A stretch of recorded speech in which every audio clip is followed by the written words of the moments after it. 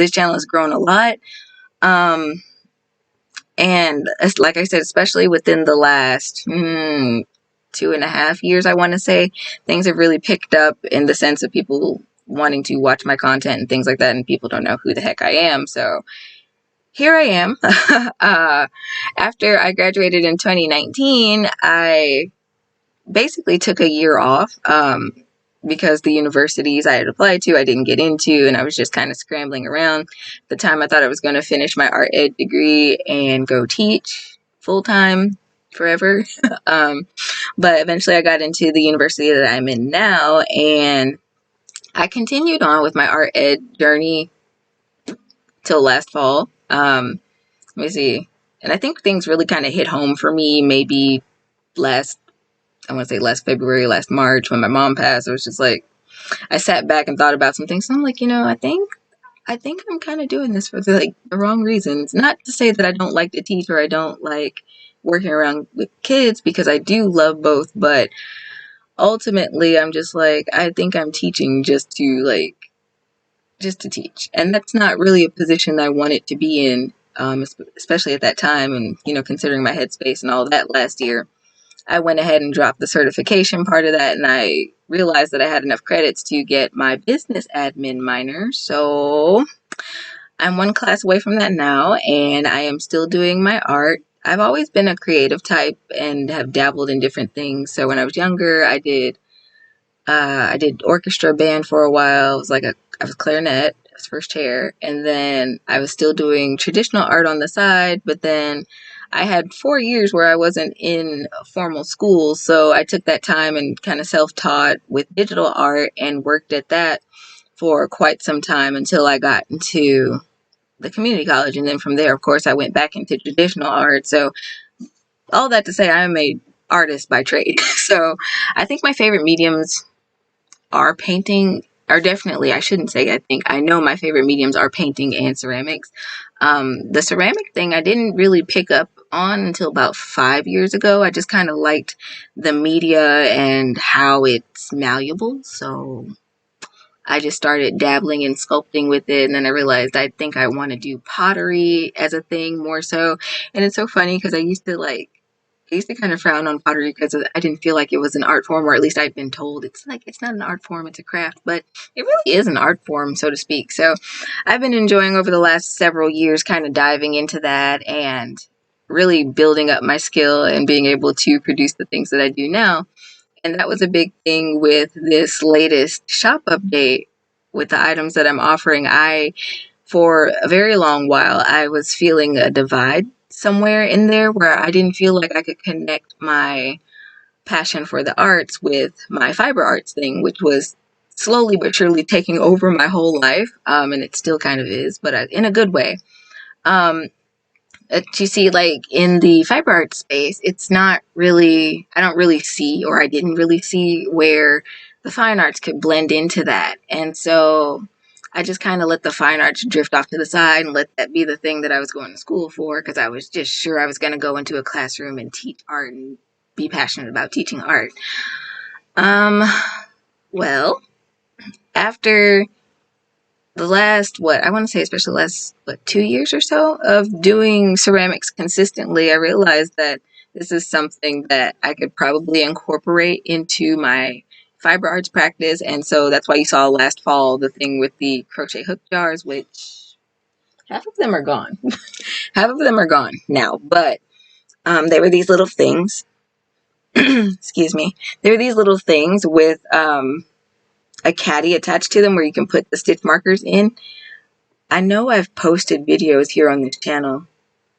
You'll have to forgive me. I post across multiple platforms. I'm kind of the one-man band behind everything. So, I lose things sometimes up there. But yeah, so that was something that I really enjoyed playing with, especially with the raku process. And I'm not going to nerd out about the firing processes or anything, but it was a really fun thing. I kind of literally played with fire there. So I think I want to go back and revisit that process in the fall. I can't even promise you guys what's coming in the fall. I do plan on continuing my ceramic practice and continuing to make weird, quirky things for the craft room, because I think that the things that I have made so far are cool, but I feel like they can also evolve beyond what they are. And I've had some really interesting ideas for sketches and stuff that, you know, I've done, and they're tucked away for now, so I don't want to spoil any of that for you guys.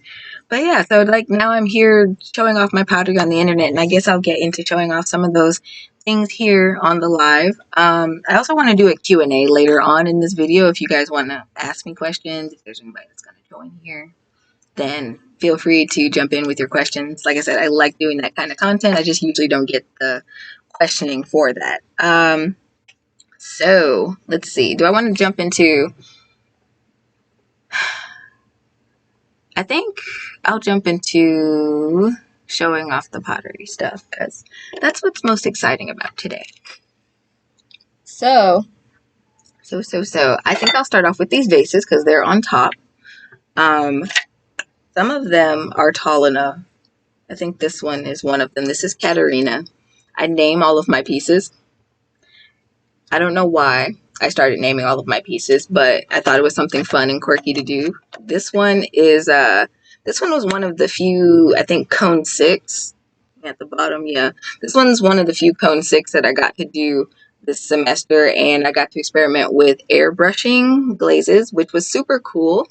I didn't expect to like it as much as I did, and now that I've done it, I really like the effects that I got on different clay bodies. This one's on a brown stoneware, so on the bottom here, you might be able to see my little stamp here.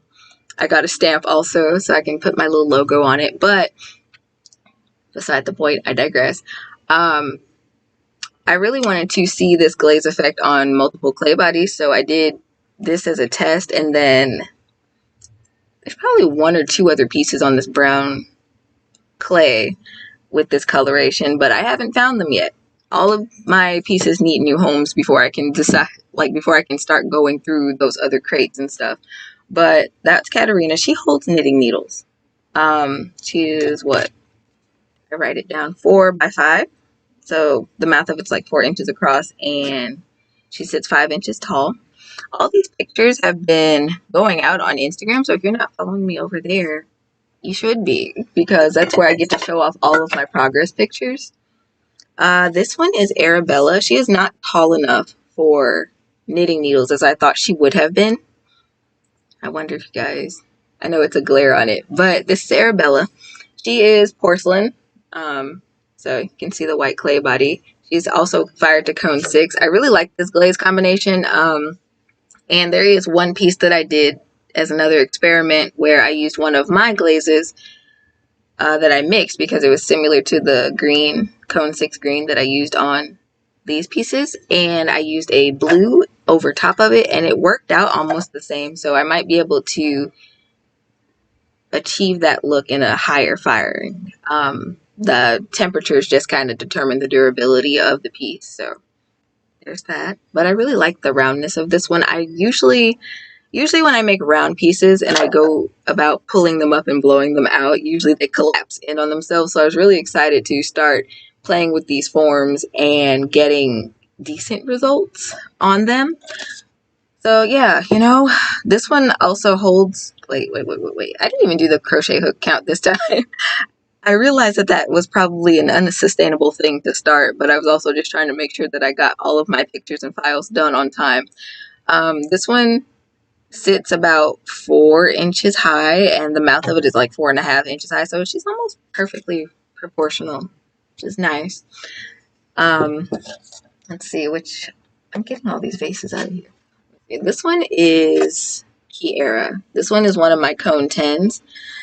I did mention over the last several months that I was doing wood firing, and I'll get to those. Most of the wood fired pieces are the yarn bowls, so kind of tell those apart because there will be like orange flashing where the fire touched it and the ash touched it, so it's really interesting. But this is a cone 10.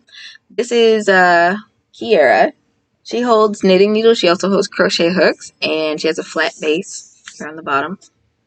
I can't remember the color combination. I know I used a rutile blue or rutile, I don't know, but I feel like I also used a blue ash in here because I can see this blue, this powerful blue here, and it's running down a little bit, so I feel like I might have done a little dip of that in there. I didn't know about ash glazes until after I coated a bunch of my stuff and had to rinse it off. The stuff runs really bad, and so you don't want it like at the bottom of a piece. You really don't want it on short pieces either, because it'll run and stick to a shelf, and cleaning kiln shelves is not fun. I don't really care to chisel off glass from soft brick. So yeah, this next one is Mina. Now I like this one mostly because I took a paddle to it and just kind of dented it, and I kind of pushed it out a little bit. I want to play more with organic shapes because I think they're just interesting to look at, and then the way the glazes run and break over the form is really interesting also. But this is another one of my knitting needle vases that came out of the Cone 6 kiln. Yeah, and she sits about 5 2/5 inches high, so she's not super tall, but she is tall enough to hold your standard knitting needles. And one of the yarn bowls. This one's Kikyo. Now I remember the names of these pretty much. Kikyo is one of my medium bowls. Most of my bowls are medium. It's just the way they came out. She is 6 inches wide by 3.25 inches deep. She holds a skein, or if you have like smaller balls, like if you wind up mini skeins and stuff, you can put her down in there. All of my yarn bowls have multiple guide holes apart from the swirl, just because I thought it was interesting. I always see yarn bowls with the 3 little standard holes. I'm sorry, or yeah, the 2 or 3 little holes and the swirl. A lot of them are made out of wood, and then like I always see where it just looks like it's a limited space to craft in. So if you like to do color work and things like that, I wanted to make that a viable option. These this one's also wood fired, you can tell because it's burnt across the bottom. But this was probably the most interesting round yet I've had with all of my pottery, and I'm going to tell you why. When it came to the firing, these glazes ran so bad. None of my pieces really stuck to the shelf because of my glaze job, or really stuck at all, which I was thankful for. But the glazing that ran over like the smaller holes. So this one is like a 3/16 inch hole for your thinner like lace weight yarns and things like that. All of it was covered in glass. So I actually had to take these home and get a special drill bit to drill through this. And this took me a solid 7 days to get through all of my yarn bowls that I had unwrapped. And at that point I was like, this is all that's going up in the shop because I can't do it anymore. But I was tired, my drill was tired, we were all tired. So yeah, but other than that, the wood firing was great. I wish I could have gone, but I just couldn't because of work and things like that. So maybe next go round I'll be able to head out there and kind of pitch in and do that kind of thing. I only had one piece to stick to the shelf, which is typical of community settings because like people get glazes and stuff all over the place, and it's just, it happens. So that one got chiseled off the shelf, but at least it's still kind of usable in my own space. So that's what I've kept that one for me. This one is, I feel like this one's name was different. This is Esmeralda, but I wrote something different. I experimented with 2 shades of green, and I really like how they faded out and how it looks so washy. It almost looks like I painted them in there, but I didn't. I just dip.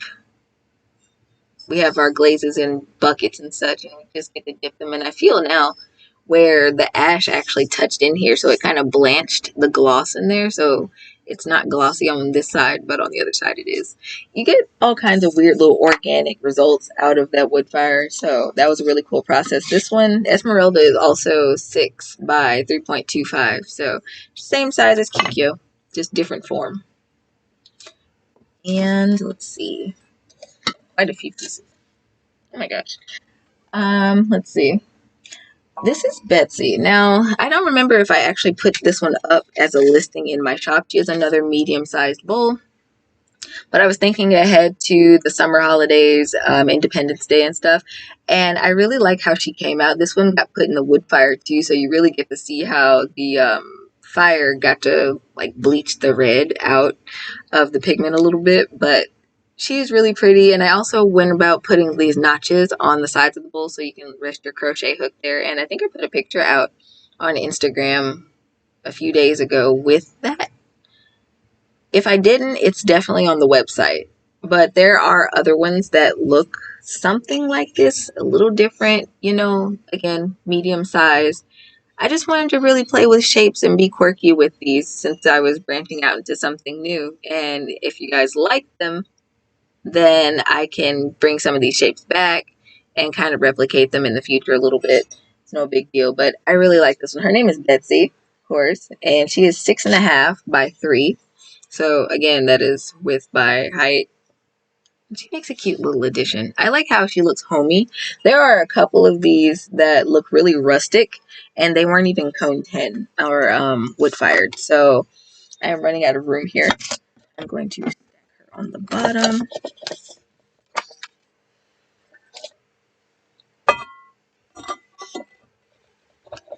Stack her on the bottom. It is so weird trying to do live streams. I don't typically do them. So, you know, just kind of keeping track of all the metrics and stuff is really weird.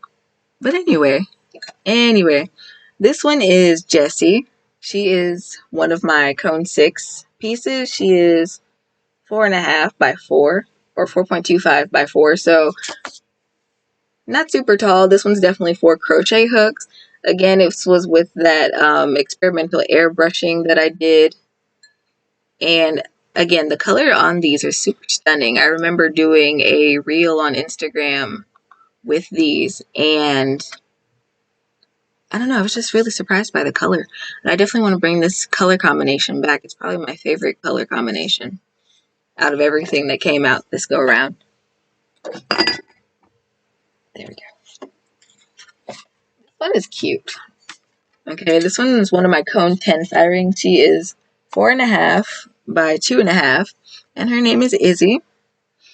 I know I used the rutile on this one, and I remember there being like 4 or 5 more.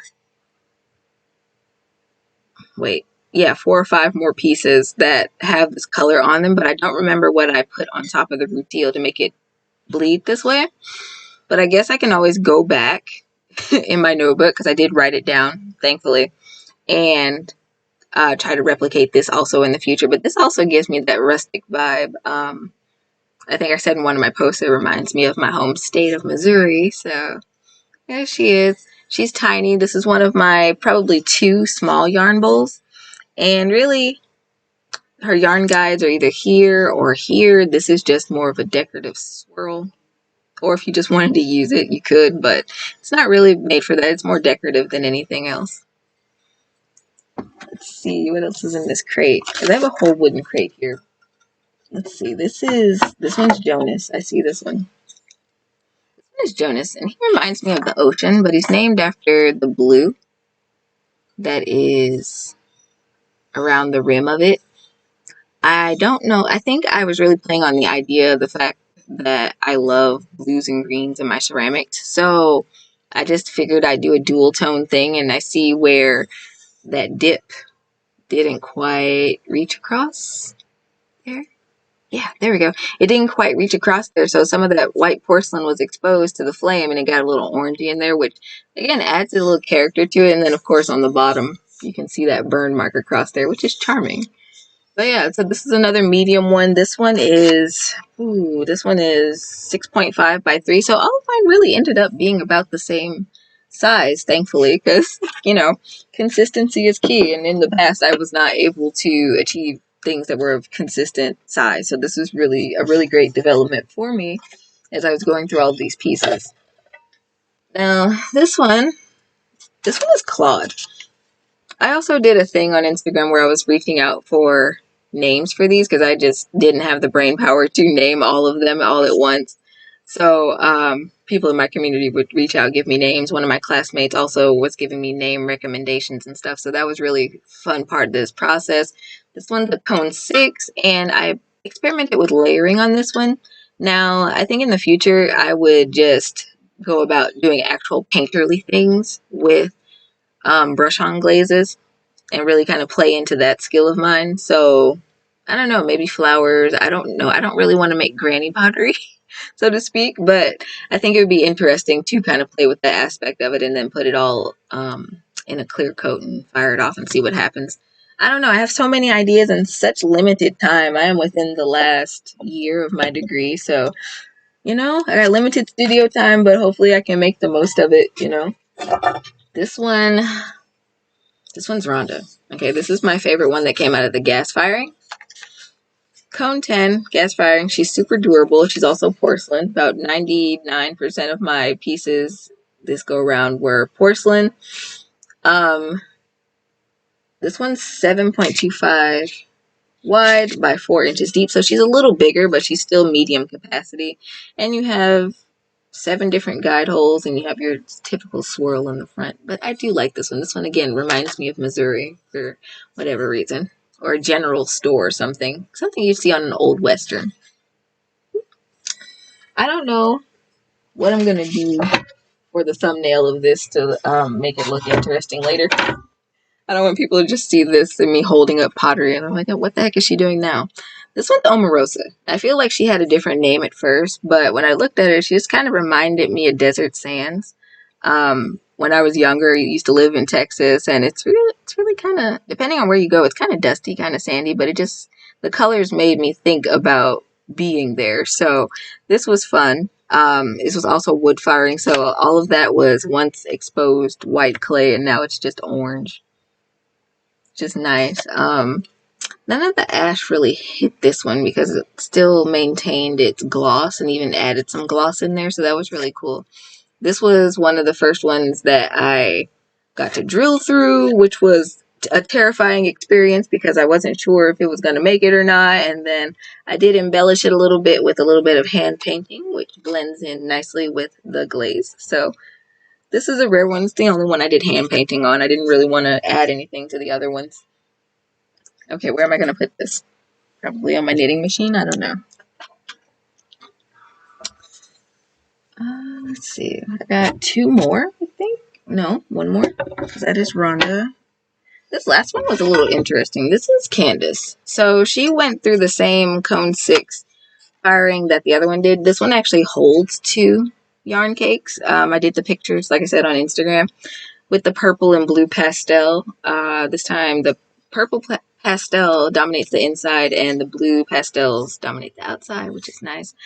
Again, next time, maybe I'll just do more of a painterly thing with it, but I do like this one. This is my only, I think it's my only large yarn bowl. I could be wrong. I took a lot of pictures of a lot of different ones, and I'm kind of mashing them all together in my head right now.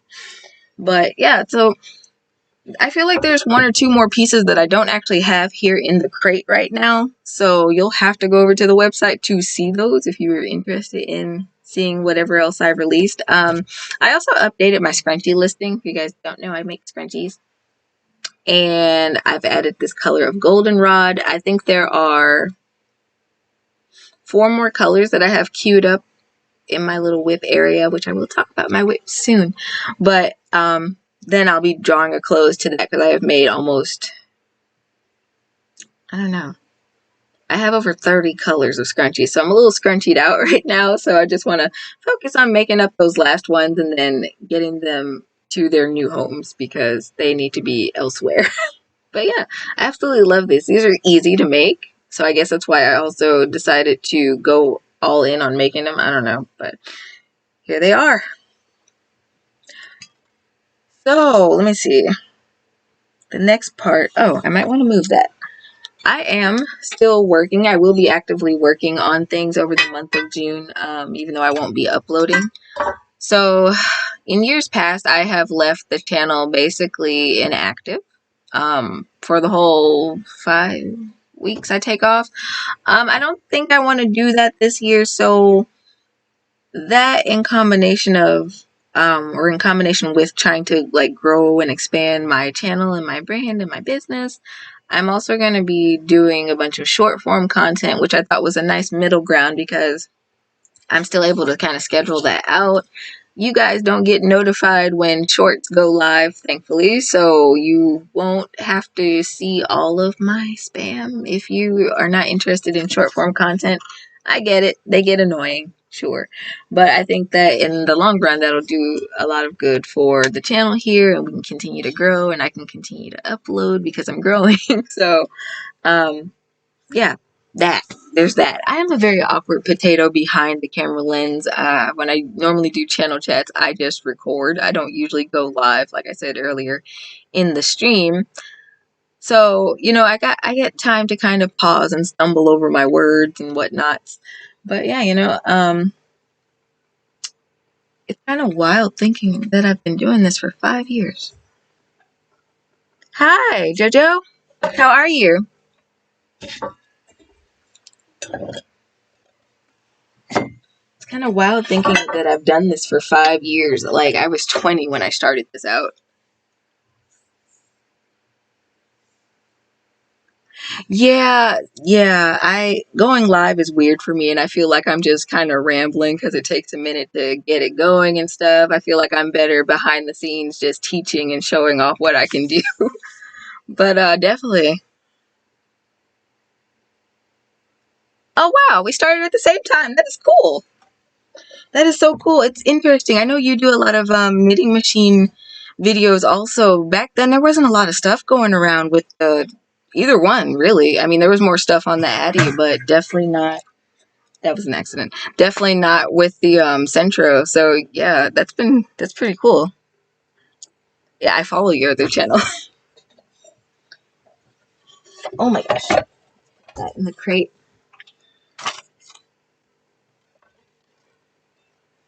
But yeah, no, it's been an adventure, kind of figuring out what works and what doesn't work here on YouTube, and continuing to work at this channel, because sometimes I have just wanted to straight up quit and not upload anymore, and I'm glad that I didn't. But I know too, like I said at the outset when I started my channel, I was kind of on the borderline of just wanting to upload and kind of on the borderline of wanting to share my creations and designs and run a business off of it. So now I'm at a point where I'm like, okay, how can I grow that and make that even better? Oh my God. Yeah, it is. It really is. Trial and error. And you know, it's really weird too, because it's like for a while there, you're going to feel like you're just trialing and trialing and trialing and not really getting anywhere. And so I know that was me for a hot minute, especially in 2020, where I was like, okay, are these even getting anywhere? And then 2021 it was an interesting middle ground, I have to say, but it's working out pretty good. I do say so myself. Like I said, I can't really complain. I have 12,000 people that like to watch my content and stuff and comment sometimes. So that is really cool, because once upon a time I would never have thought that I would reach that point, and I say it all the time, but it's really special in its own little way. Yeah, you know, it's like when you can solve somebody else's problems, whether no matter what it is. So if it's like artsy or business related or whatever, if you can solve their problems, they will flock to you and they will support you and such. And so that's kind of where I'm at, trying to continue to help people. And so that's why I've been putting out a bunch of community polls lately, because I'm trying to see where you guys are. Like, what content do you want to see me upload? What's funny was I put out a poll this morning asking about the content that people subscribe to me for, and people jumped around all of the categories except for knitting, but the knitting ones and the machine knitting ones are my most viewed videos. So I'm like, how does that work? I don't know. I just start that for fun and still do it for fun, but yeah, you know, yeah, exactly. So, you know, when I went into this too, I was doing it partially for business, but it was a fun thing for me to do it because it allowed me the space to kind of get online and be myself in a judgment-free zone. Because it's like, you know, when you have IRL friends and you do crafty stuff like this, they're always really quick to call you a grandma or kind of judge. So it's really nice to have that space and kind of do something fun for myself, but also kind of work towards a goal. I don't know where exactly I was hoping it would head, but here we are. Hi, Vivian. How are you? Yeah, see, exactly. You know, because if I was to go back and like talk to half of the people that I used to talk to, they would be very shocked that I'm still doing it, first of all, but also that, yeah, I have all these subscribers and I've built such a wonderful community over the time. So, you know, it's really great. Yeah, you know, I've been speaking of new tricks, I have been tinkering around a lot with my centros, and I have gone back to see where I could update some of my tutorials, especially with the socks. Um, did I ever? I could show off this one. I don't know what I did with the brown ones. But I have managed to make knee socks. I have also managed to do these where I've knitted on the heel by hand, which was kind of commonly requested. I am working on the tutorials for these. I cannot promise when they will come out, only that they will come out and that I am releasing them in a special way. So you'll have to stay tuned for that. But I think that making socks has become one of my favorite things to do on that machine. Did I crochet that around the edge? I think I did. But I've also gone about doing ones where I can knit the rim, which is this one. I've been saving this yarn forever, and I finally started tinkering around with it the other night while I was over here. I just love the color.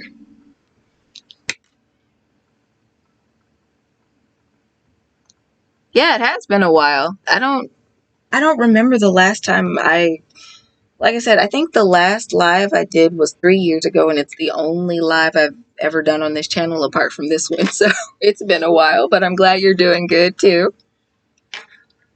But yeah, so I'm just doing a little rib stitch in black around the top of this one. I did some increasing there a little bit. I find that when I increase with the hand needle on these socks that the branching out doesn't look as bad as when I'm doing it with like crochet or something. But I still have to do the heel. There's no heel for this one yet. Thank you. Yeah, it was a discontinued color from Hobby Lobby from like a year ago. There was only 3 skeins of it on the shelf, and I grabbed it, not knowing what I wanted to do with it. And then I was like, you know what, I should make socks out of it since they're so small. I actually frogged the first one. It got so messed up and tangled, and I was just like, oh my god, I can't do that with a limited edition sock yarn, but okay. So yeah, I have other sock plans. Like I said, just gotta update those tutorials a little bit and show my new findings off. So I always like to kind of incorporate my blog posts into that, so I have extra tips and tricks that I don't mention in the video in those blog posts, and I try to link them to the tutorials if I can, or if I remember later on. Sometimes I forget. But yeah, so let me see. Do I have any questions? Like, I don't know how to go about this Q&A thing. Do I have any, like, I don't know, are there any specific questions you guys want to ask me? I don't know. Shoot, if you want to. Put mine. I have a really bad connection today. But oh, thank you so much. Hopefully that connection straightens out. I don't plan on staying on super long. Oh my gosh, I've already been on here for an hour, which is cool. I was late, but this is cool.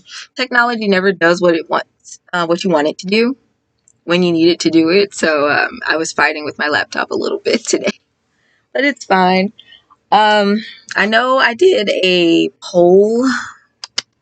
I did a poll a couple months ago now about water bottle things. So I actually made up a few of them, and I just did not get around to finishing this one. This one I was sewing on this morning, so I'm attaching the straps to this one. I also have a middle-sized one.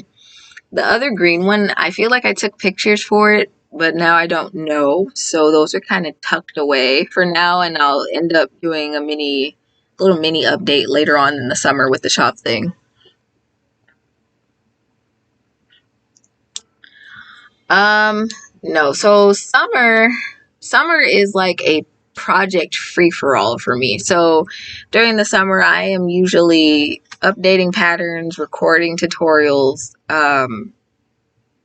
things like that. Now, sometimes I will do a personal project. I think you can see that one. I'm currently crocheting a cardigan, trying to get it done. It's lace weight yarn, so it's taking a minute, but nothing major per se. Nothing major.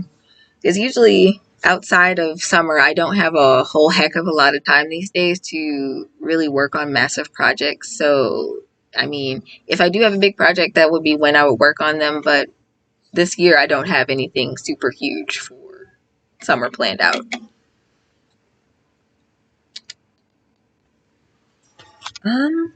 Oh, yeah, and I started another one. Okay. So I started another water bottle holder. I think this is another medium-sized one. I think I was aiming for small, but somehow I ended up crocheting too many rounds.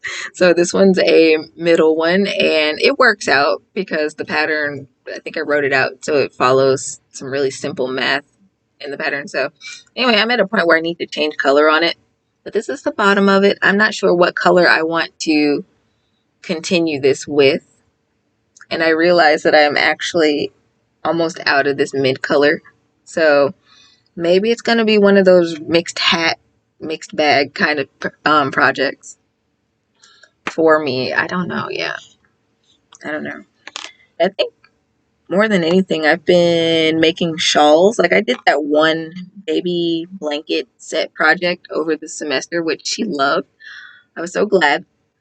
But for the most part, during the semester, I've been doing things that are kind of easy and I can do without looking at it. So I've been making up a bunch of my nearly solid shawls, which is oh my gosh, I think that's a pattern I put out in 2018 when I started uploading my patterns. It was very simple, but I'm playing around with different colors and variegations and stuff. So this is my coffee colored one. It's not, of course, not done yet, so it's not on the website yet, but the purple haze one and the one I call Storm is up, and that one's like different shades of gray and like charcoal and stuff, and it's really cool. And where are you from?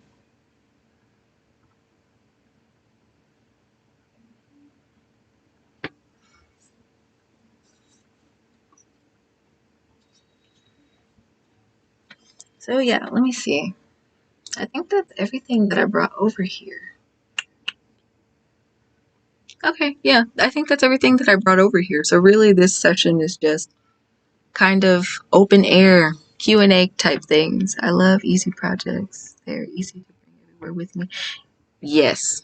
Yes, so I rarely go anywhere without a project either. So the easier it is, the more memorable it is, the better for me. The less, like, I try not to bring projects with me where I have to change color constantly, so I usually don't make these on the go. It's usually a shawl, or I'm finishing up the heels of these socks, because like with this pair, I was in class one day when I was finishing up the heels, and it's like I can look at somebody and knit at the same time. So it's like when you're in art school, they kind of don't care. They really don't. They get it because they're also creatives.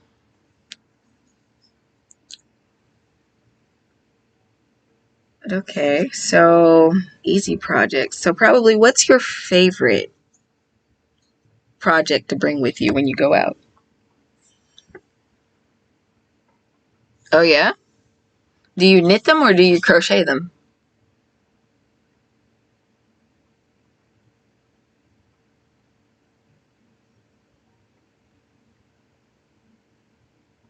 Nice.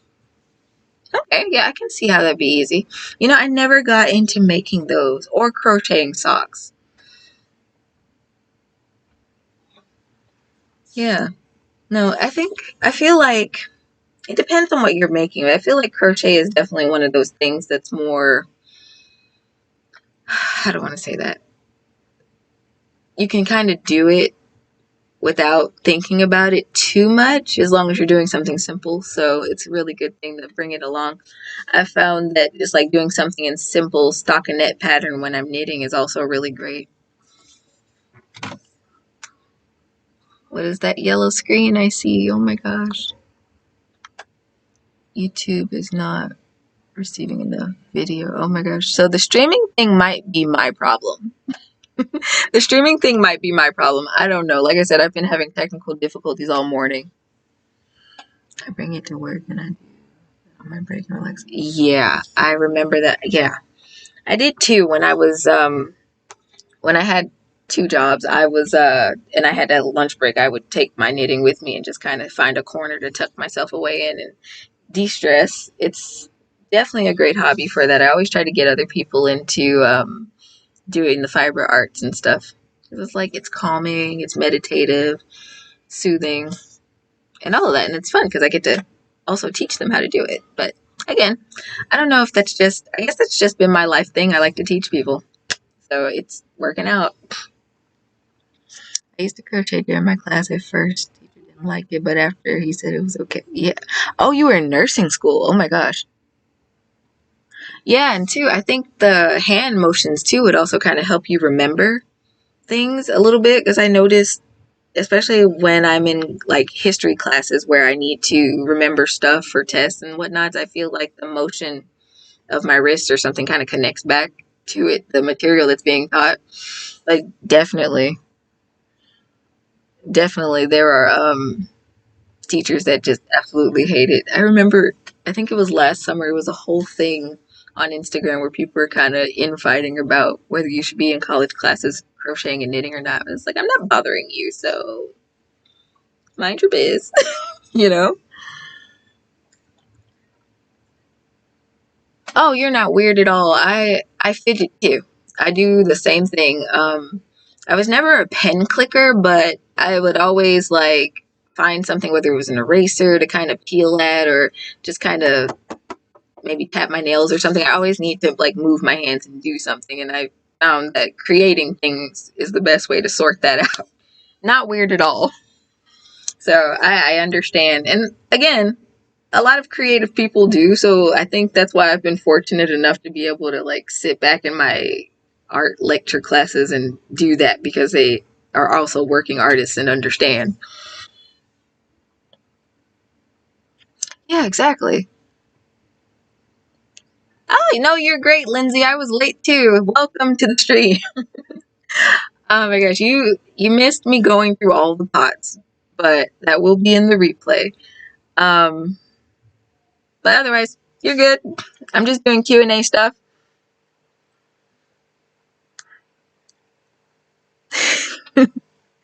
Happy that I'm not alone in Egypt.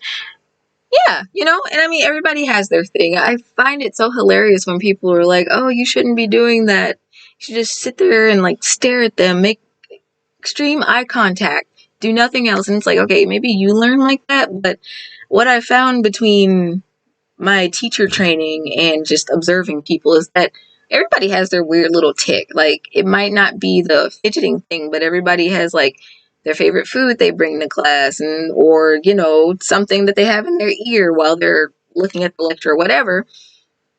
So it's just like let people live and let live, you know? So yeah, and at least while I'm crocheting or whatever, I'm not annoying people with the smell of food. So, you know, maybe, I don't know, maybe it's just that creative spirit. Who knows? If I stare, I will go on my head and lose attention. Some some are that boring, yes. Like it'll go in one ear and out the other. I'll never forget the very first semester I got into college. It was a psych class, and this lady was teaching this level 100 class. Like we were going for our doctorates, and everything she was saying, it was like slightly registering, but it was going out the other ear because of the way she taught. And so I just started doing stuff where I could fidget and work with my hands and stuff, and I did a lot better. And there was actually a study done in psychology about that, where this guy would go in, take a test, and he would do things like chew gum and stuff. And then he went to take the test over the content material, and he lost it all if he wasn't chewing the gum. But if he was chewing the gum, it clicked for him. So I find that same thing kind of applies to being able to move and do certain activities while you're learning. Yeah. No. It's like, I don't know. Some teachers, I feel like they just make it a pain point. They teach to be boring. I don't know. I don't know. But let me see. What else can I think of today? I feel like I should do more of these because I feel like the more I do, the more live streams I do, eventually I'll chill out with it. I wanted to kind of start these last year, but I didn't. I was scared. Very shy person. At least I can associate making something and learning something at the same time. Yeah, that's true. That is true. especially if you wear that same scarf to that lecture. Yeah. What did I wear? I think it was the spike stitch. I named that sweater and I can't remember the name of my own pattern. I haven't put it out yet either. But it was the spike stitch sweater thing vest that I revealed earlier this year. It was green and gray. Now I didn't work on this in class, but I had been knitting on these socks since I kind of finished off that vest the semester prior.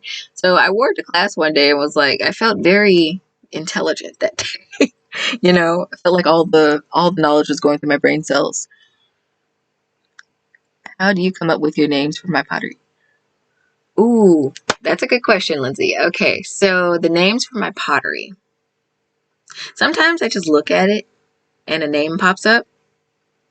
And then sometimes, sometimes it's just a shot in the dark. I don't know. Like I said earlier in the stream, sometimes I have people to recommend names for me, and then maybe that one name will start inspiring other names, and I'll just keep going with it. But a lot of times I just kind of look at a piece and I'm like, oh, you seem like a Contessa. And the funniest thing, last year, I do have a piece named Contessa, but I also have a friend named Contessa. So it was really hilarious for her to see that post on Instagram. She's like, you startled me.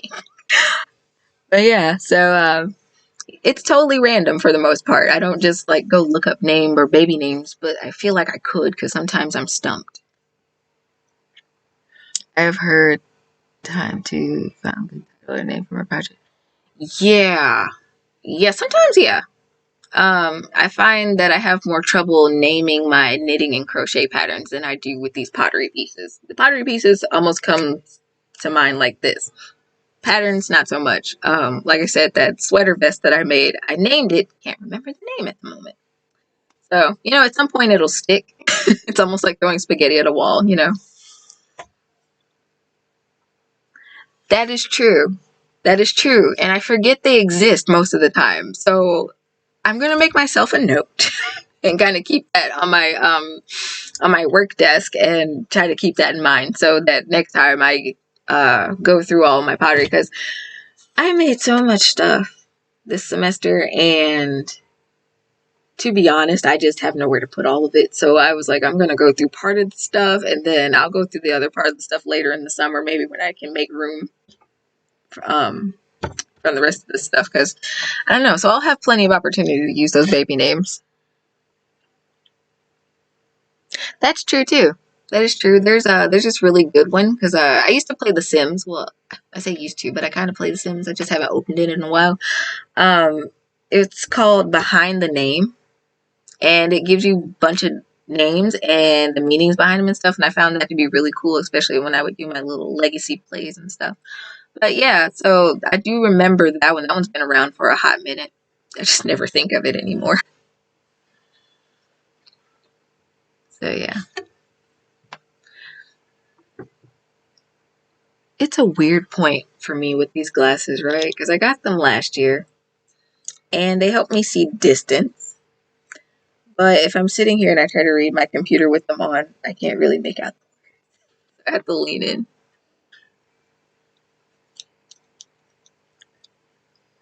It really is, yeah. Oh my gosh. So I know this is going to be a digression for this video, but what's your favorite iteration of The Sims? Like, have you been playing it for a long time, or are you like Sims 4, or what are you?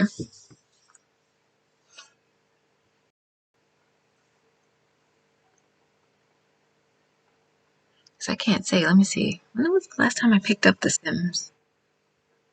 I feel like I played it once over winter break. Sounds about right.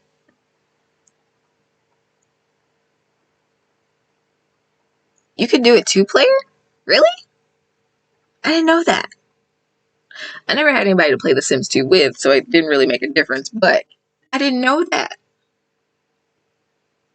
Yeah, I have to say The Sims 2 had more depth in it. Now, I didn't get drawn into The Sims until, what was that, 2013-ish? So I came in, my friend gave me access to her Origin account, and I played Sims 3. I had thousands of hours on The Sims 3. So I really enjoyed that, but I feel like it would have been really great.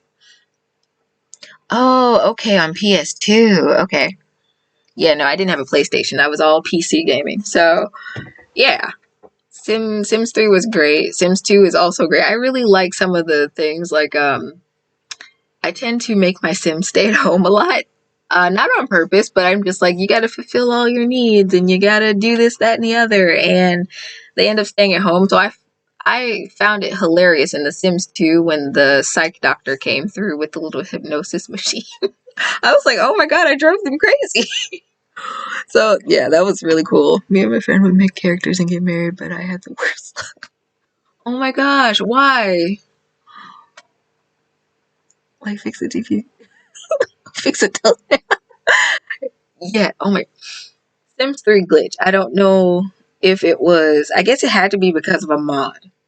I had my self sim. I made myself in The Sims. I had her to go to the kitchen, fulfill her hunger need. She made cereal and set it on fire. And I just sat there as the kitchen started to burn. I'm like, why? This is not a reflection of me in real life, but why is your cereal on fire? But yeah, oh my gosh, The Sims is a really great game. I loved it.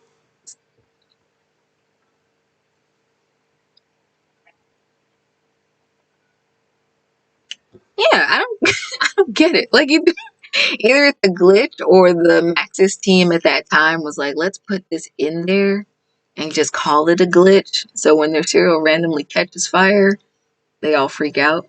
That has to be what happened. Because or what? Oh no, they can catch ice cream? What?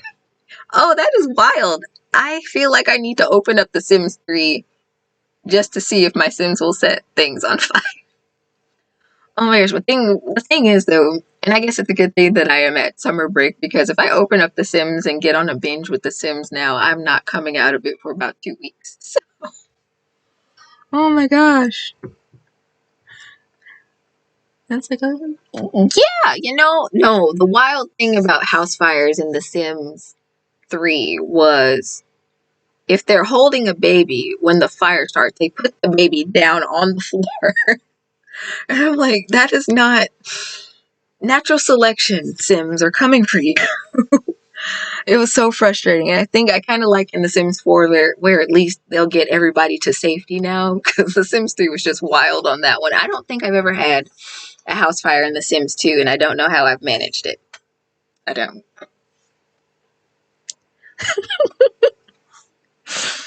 Yeah. Well, The Sims 2. I feel like they were smarter in The Sims 2 to some extent. But they were just more chaotic. But now they're kind of dumber. But at least they'll get to safety when when the house is on fire. They have, yeah. Haven't I haven't bought an EP in a while. I feel like when I save up, probably after all this drama with my teeth, I'm gonna go on a splurge. Maybe at the end of the year. That would be great. Yeah, like yes and no, most definitely.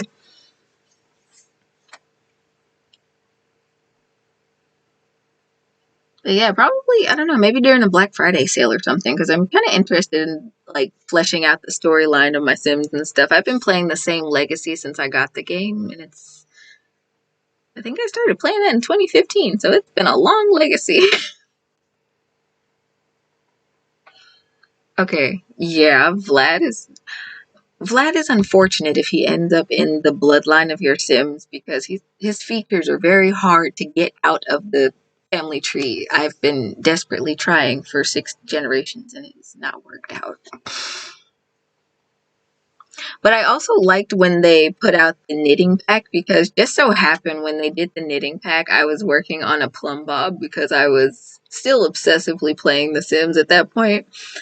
And I made that blanket patch, and I don't think I put them in a box somewhere, and I haven't touched them since because I said I wanted to make a blanket based around all of my hobbies, and I have wherever my grid pad is, I'd sketched out a bunch of crochet and knit patches I was going to sew together, and I just never did it. It was perfect timing.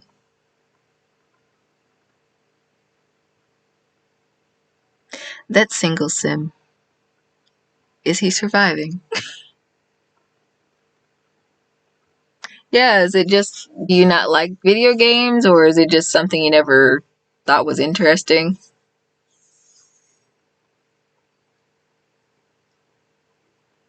So I feel like they were really big one while, and then it kind of flatlined, and then it kind of came back, and then kind of flatlined. I don't know. I know right now with the, what is it, the new EA app, it is absolute garbage. When they first made me switch over, I couldn't log in. And then I know a couple weeks ago, people were so upset because they couldn't log in, or it like completely dumped their game library. And I'm just like, ooh, hard disks need to make a comeback.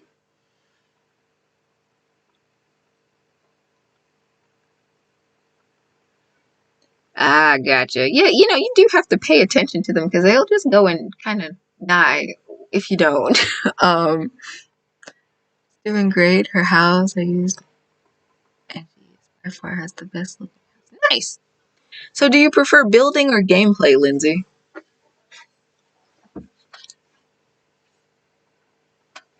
That's true.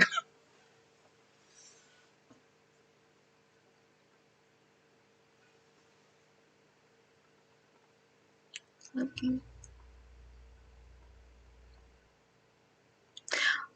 Oh my gosh, so like literally your whole house is just consumed by video games and you're the only one just sitting there knitting like I don't want to do any of this.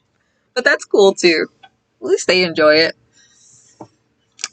Yeah, me too. I At first I was more so I think gameplay when I was figuring it out all those years ago, but then I started to like building in The Sims 3, but I was never good at it in The Sims 3. Maybe at the very end I started being okay at it, and then in The Sims 4 it's about 50-50. Oh, then you just you use the bb.move objects and you can place pretty much anything anywhere. Makes it super easy, and just have to remember to turn them on and off when you're building so you don't make things inaccessible. Yeah. I created a whole like document on my computer with the helpful cheats that I need to build. So yeah, that's one that I've used very often. Sims 3 did make it hard, and the cheats were longer. As soon as Sims 4 came out with their shorter cheat commands, I think all the old Sims 3 ones went out the window. No, not 3 months. But I can see that. Yeah, no, it's difficult. I don't know if the housing pieces were more expensive in the game. It's been so long since I've opened the game, I don't recall. But yeah, definitely some vast improvements were made with The Sims 4, and I was really glad when they started improving the life states that they had. Like they just came out with infants and stuff. I know I kind of keep up with it still, but I just haven't had time to open it up. But that might change pretty soon. Oh my gosh, yeah. But see, the cool thing about The Sims 3 was that you could build like an underground garage, which is really neat. It was a lot of cheating and a lot of terrain manipulation, but it was fun. But I do like how you can adjust the height of the foundation with a slider now. It made it so much easier to do that. I'm trying to think what else. I don't know. I also kind of liked the building packs that The Sims 3 had. I don't like the way they're doing the kits now. I probably have 4 kits, and they're like the cleaning one, the country kitchen one, that kind of thing. But all these other kits that they keep coming out with looks like every other minute I don't have them. Because they're not very helpful. They're mostly like for Create a Sim. Most definitely. Most definitely. So, let me see.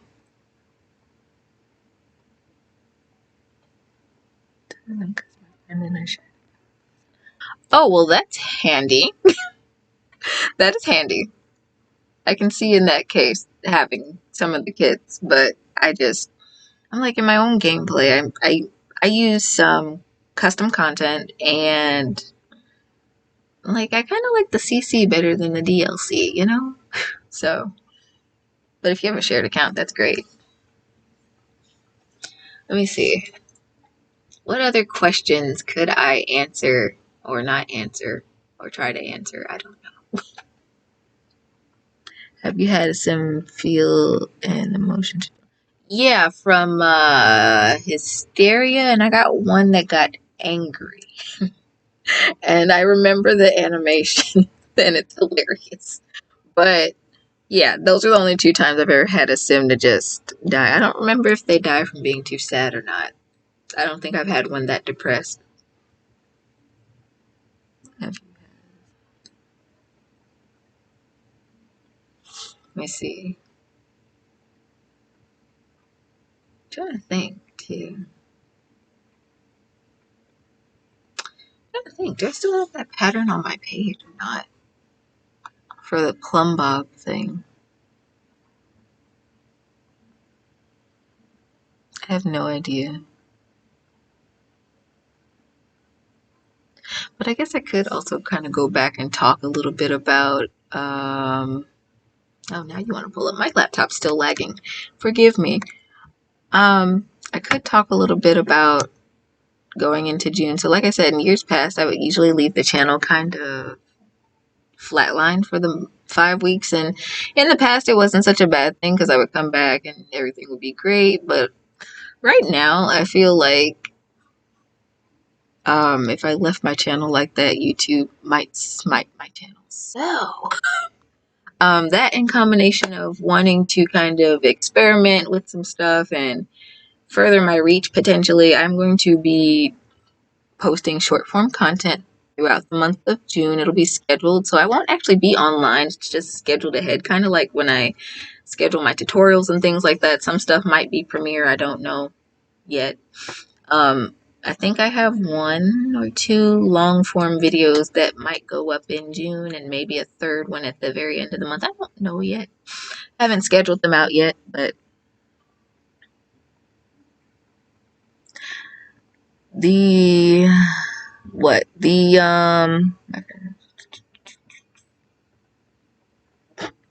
okay, oh, she got hysterical. Okay, the plumb bob is knit. It is knit. I think I meant to do it in crochet, but I never got around to it. But it wouldn't be that hard to go back and modify it for crochet. At the time, I was kind of going based off of like, oh, if this video gets this many likes, I'll do this, but it never got to this many likes, so I just never did it.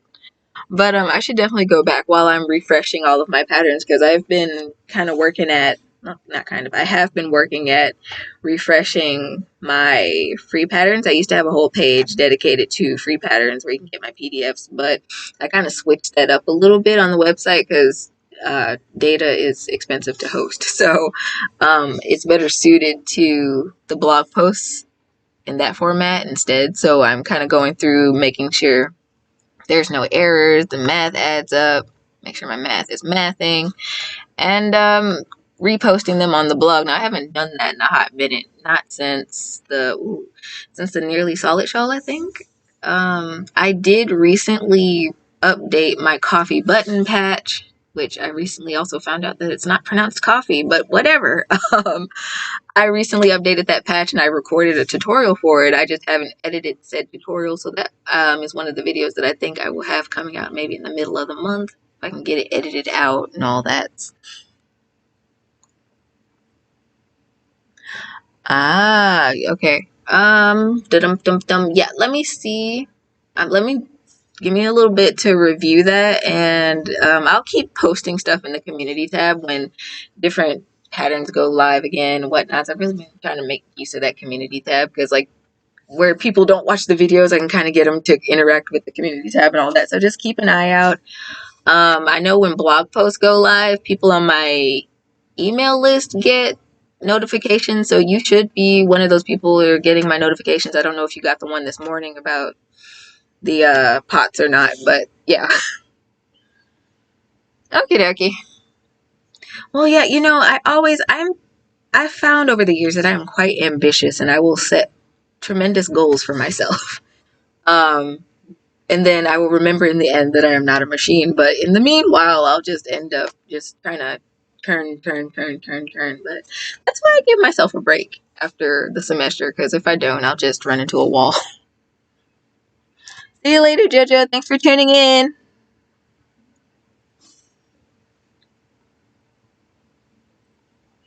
Gosh, it's only 2:34 where I am. It's night where she is. That's kind of cool. It's actually really cool when you have a worldwide audience. There we go. Try to pronounce my words is hard, but yeah.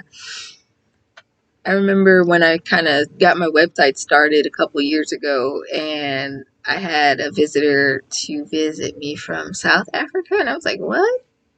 Really?" It was so exciting. It's 12:30. Oh, that's right, West Coast. Okay, it's always fun trying to match up the time zones. As one day I thought about doing live streams because I know a lot of crafters do live streams, and I don't really want to like go in and intrude on their time. But like literally, there's somebody crafting or doing live streams on the hour, so it's like I'm gonna pick one and go for it. But I wanted to kind of do them earlier in the morning. And then I thought about, I'm like, what if somebody's like up? I'm live streaming at 7 and it's like 4:30 where they are. I didn't want to necessarily do that. Yeah, it is fun. It's a game, really. It's a game. I think, let me see. I know it was interesting years ago because I had a friend that lived up around New York somewhere. And so it was always kind of funny trying to match up time zones. But that's just an hour out for me. That's not too bad. I think it would be more fun to see somebody from the East Coast try to link up with somebody on the West Coast. Time difference would be crazy. Oh my gosh. Yeah, that is a heck of a time difference. It's a whole nother day where they are. Yeah. You know, one thing I always found interesting at the beginning of designing patterns was that there are different sets of terms for the pattern. So there's English terms and then there's like UK terms. It's always so confusing. Oh my gosh, East Coast versus Hawaii. Hawaii isn't even Pacific time, is it? I feel like it's outside the Pacific time zone. Or am I wrong? I'm probably wrong.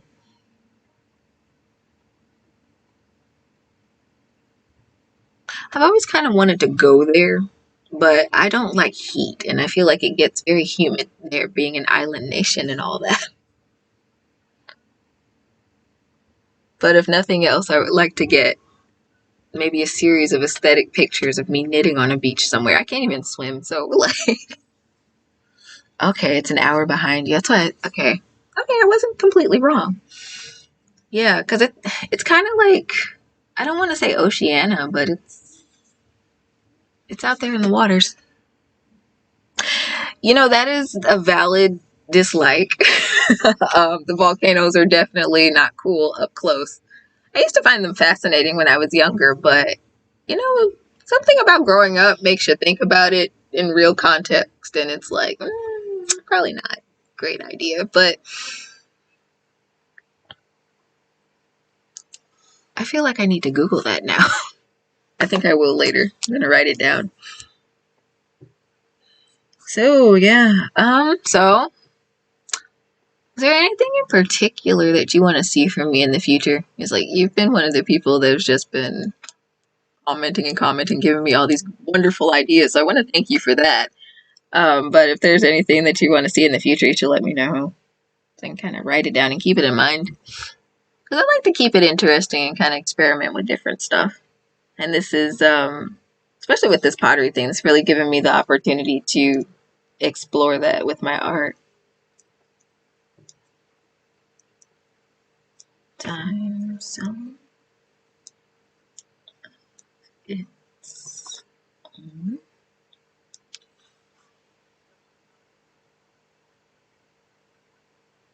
Here's the concept of how dangerous it is. Oh yeah, most definitely. I love the pottery and anything video game related. Oh, and I have a pattern I'd like to share with you. Okay, sure. I'd love that too. Just shoot me an email. You can whether you hit up the email that's on my channel or if you respond to any of the email notifications from me, especially like the one I sent out this morning, then I should get it. Oh, I'm sorry to hear that. That's unfortunate. Was this recent or like how is she getting by?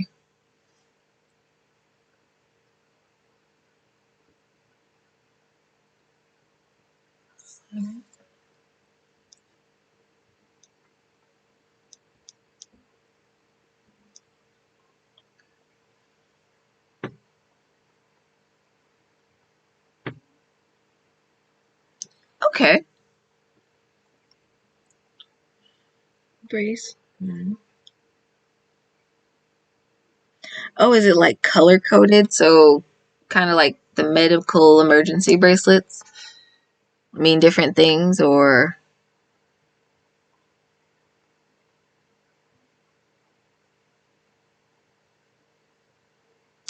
Got you. Oh, like that. Okay, that's interesting.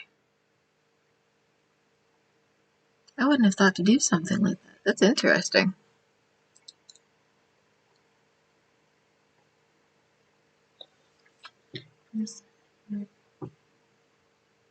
Yeah. You should definitely like, I feel like I would do, not necessarily saying that you would want to sell it, but even if you had your own little like blog space or if you wanted to get off into that, that would be a very interesting point to do a blog on.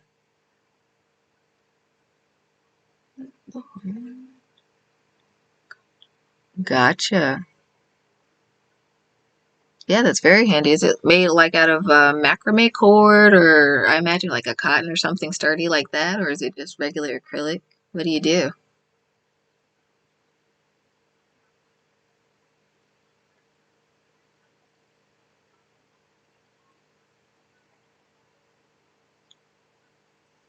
Yeah, that's what I was saying. I feel like you wouldn't want to sell something like that. So like even if you had just like a little blog space and you wanted to chat about it and kind of share it with people for other people that just wanted to know how to do it, that would be something cool.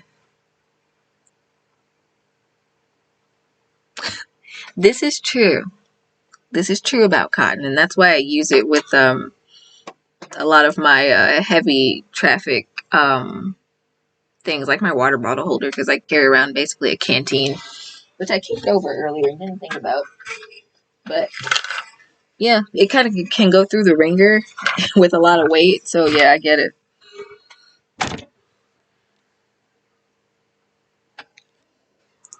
Well, okay, so I love doing this too, helping people with blogs and stuff. So like even if you don't want to do a full-on blog, I know you can do like I know there's WordPress, but when I got started, I used the Ko-fi platform. It's ko-fi.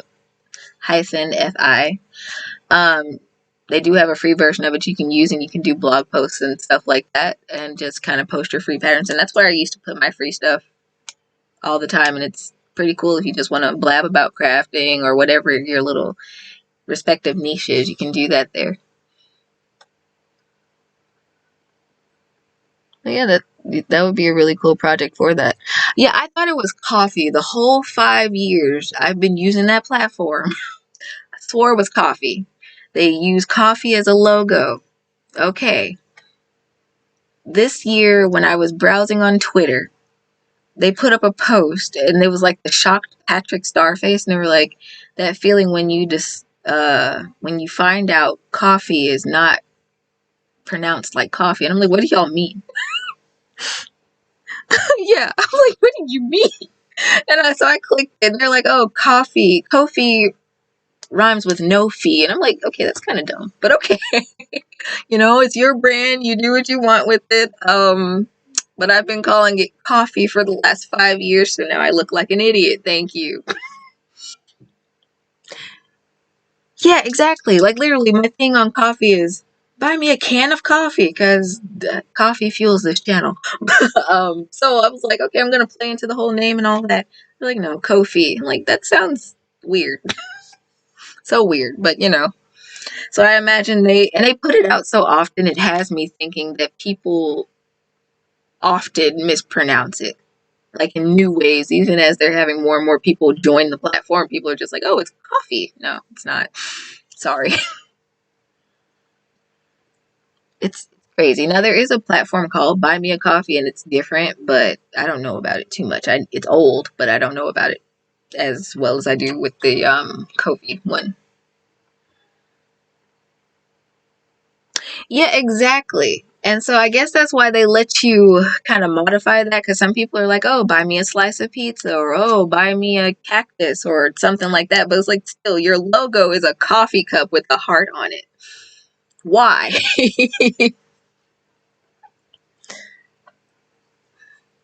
But, you know, I think they're based in, is it UK? I don't know. But I do, like I said, I do remember them having the free version of Kofi. We're gonna call it coffee. We're the free version of coffee, and then like you can get a coffee gold sub if you want, and that's like $6 a month. Which I started doing that at some point to kind of get access to the beta features of it, but it's really not necessary. And you have access to all of their most of their features actually, but specifically the blog post was important to me because I could also embed my videos into that and put my free patterns out there. And then now they have what's called a coffee shop. So if you did ever write patterns yourself and you wanted to sell them, you could all do that all in one spot, and you don't have to do website. They don't take platform fees, but I think the selling fee, like once you do actually sell something or get a commission, it's like anywhere from 0 to 5%, which is still a heck of a lot less than if you were putting it on other platforms that should not be named. So I don't know, it's a really handy little spot, and it's actually one of them that I can say that I still actively use more or less. It's kind of where I set up my goals and stuff for the behind the scenes stuff for Infiniti Crafting Co. And I always leave it linked and whatever. So it's very versatile, and it can be tied into other platforms if you ever wanted to do something like that. Literally, yeah, literally any other logo would have been great. And buy me a Kofi. Well, I mean, you know, at that I would use that just to be petty because I'm like, okay, you know what? This whole time it's been a lie. So just gonna use your own brand name against you. But I guess at that point too, and it's like they had to have known about how misleading that would be as a name and a brand together. So it's kind of genius in the marketing sense because every so often you can just blow the internet's mind and create a stir and stuff. It's interesting watching it trend on Twitter.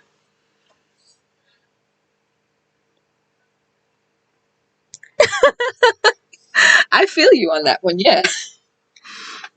Like literally anything else would have been great. You could have put a giraffe up there with no context and it would have been better than saying coffee and not pronouncing it like coffee. So let me see. I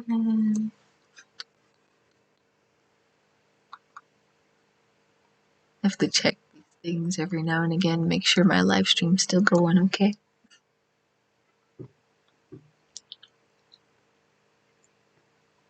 Coffee, coffee, coffee. You know, that kind of makes sense. That makes sense though. Because I feel like the locals would just pronounce it coffee anyway. Because it sounds weird if you say Kofi, even though that does look like Kofi or Ko-Fi. I've heard it pronounced Ko-Fi also, but coffee makes sense. 100%.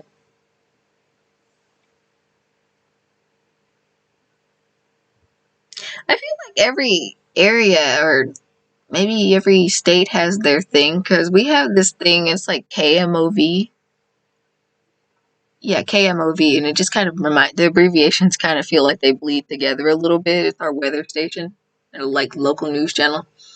And I've seen a lot of them that kind of use that variation of K, something ends with like a Y or a V. It's really weird. I'm just now kind of noticing that.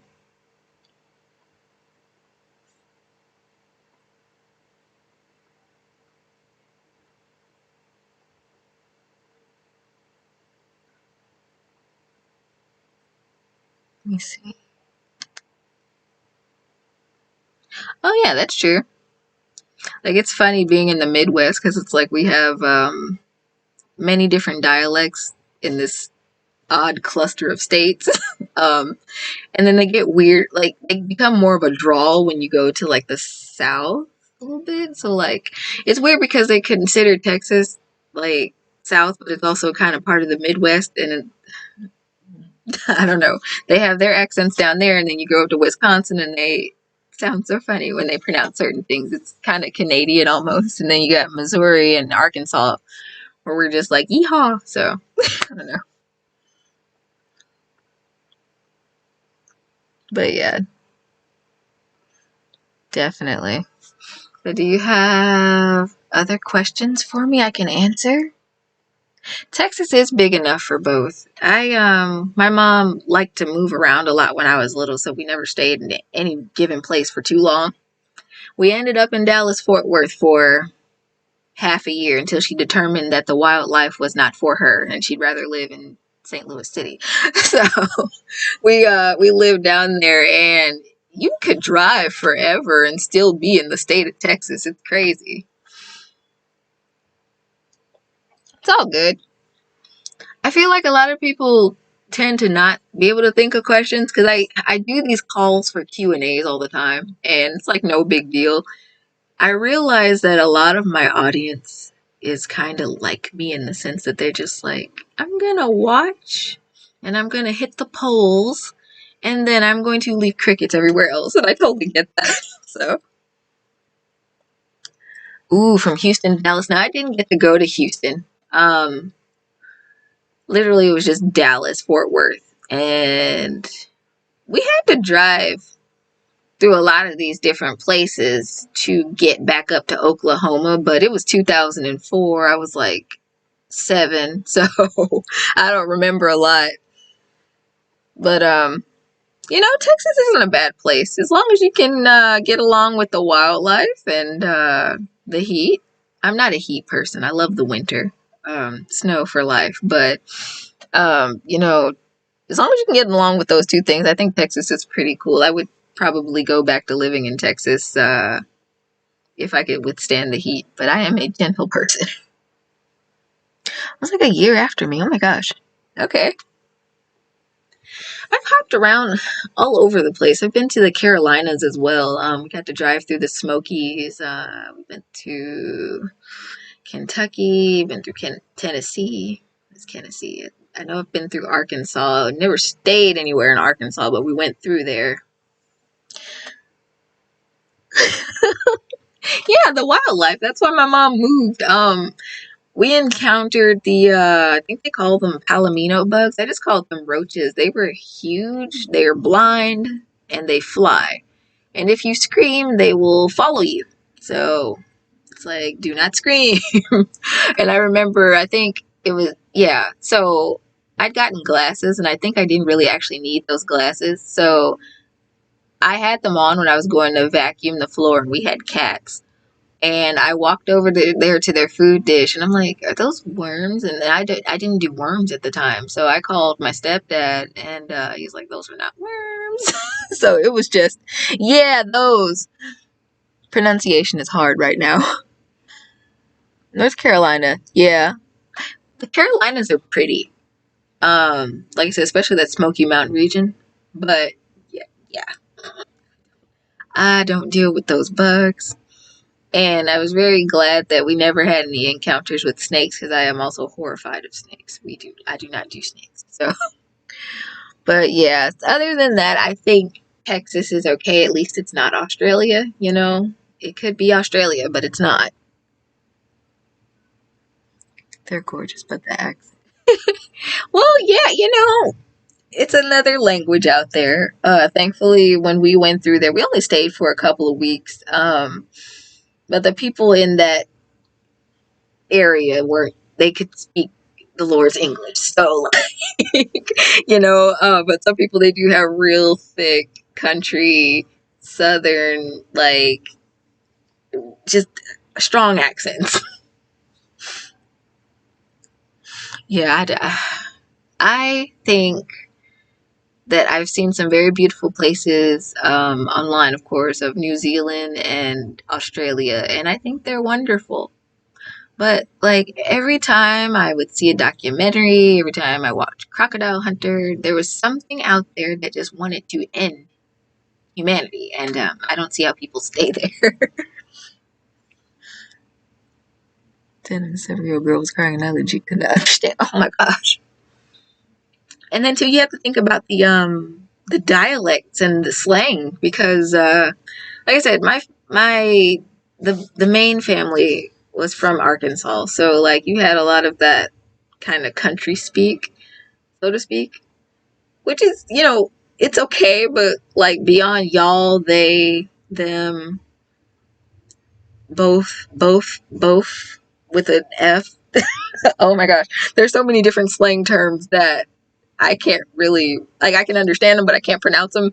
And then there's a lot of them that I can't understand or pronounce. So it's really interesting because it varies from region to region to region. And it's like sometimes in those regions you got micro regions, and it's just kind of crazy.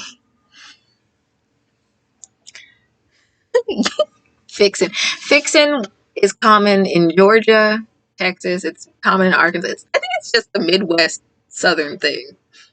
Fixin' is understandable though. It's when you start making contractions the out of the different little slang terms. So it's like I'm fixing. I don't know. I don't even know how to piece that together. Yes. Now I feel like I would understand that one if I heard it out loud, and I would just be like, "Yes, ma'am." Oh my gosh! But I found that Southern people are so cool. Like those are some of the nicest people. Either like between living in the country and like living in the South, those people are the chillest, most hospitable people I have ever encountered in my life. He ain't even now. Okay, right. I'm from St. Louis. That is common dialect here. Yeah, and it's like how do you turn that into one word? There's like people here. It's funny. They can't differentiate pronouncing iron, the name Aaron, Earn, and it's another one. But it all sounds like Aaron, and it's kind of cool. I don't know. Like I said, it's just a regional thing, and I think a lot of like Southern people end up here in St. Louis. I certainly know a lot of St. Louis people end up in the South, so it might be something like that. I don't know. It's kind of a world of wonder too when you like look at it from that like educator perspective a little bit, which I can't help but doing half the time because it's like I was steeped in it for almost 8 years. Oh, Earn, that's what it was. Earn was the last one. Thank you. And I thought about it because I saw another video about it the other day, and I thought about it. I'm like, you know what? They're not wrong. They're not wrong. Now, I think maybe the only reason I pronounce my word, well, for one, right now it's this front tooth, but like in general, when I pronounce my words, I think it's because I was bounced around a lot, and so I grew up around a lot of different people and ended up picking up a lot of different speech thingies along the way, so it was hilarious. Earn, and earn. And that definitely sounds like Georgia. Not gonna lie, Georgia was interesting. We didn't go to like Savannah or anything. I think we ended up in Atlanta at some point. I've been to so many places. It's hard to kind of bottle that up, but definitely now that I am an adult, I like living in one spot, in one place. But yeah, it is like that. So I guess I'm going to wrap everything up. Like I said, all the pictures of the things that I put in today's shop update are in a new blog post, which I should probably go find that blog post because Never been to Georgia. Georgia's cool. Georgia's hot. Georgia's hot, but I didn't really get to explore enough of Georgia, and I was also like 7, so there's not a lot that I get to say about that. I actually got to like live in Texas and live in the Carolinas a little bit, but I've mostly been here in Missouri. Missouri's pretty good too. We're always 50 years behind everything, but Missouri's pretty good. Let me see, where is my website? Could be one of them. We're gonna deal with my lag here for a minute. But yeah, so have I? No, so oh, I love that. Dungeons and Dragons, right? 'Cause I have a lot of friends into that. That is so cool. I love the name. So that's a nice tribute to Ruel. When you sent me that email, I was like, oh my god, I cannot believe it. Like, even after I put the fragile sticker on it, they just basically probably yeeted it into the back of the truck like a missile. But no, I have not been to the West Coast at all whatsoever.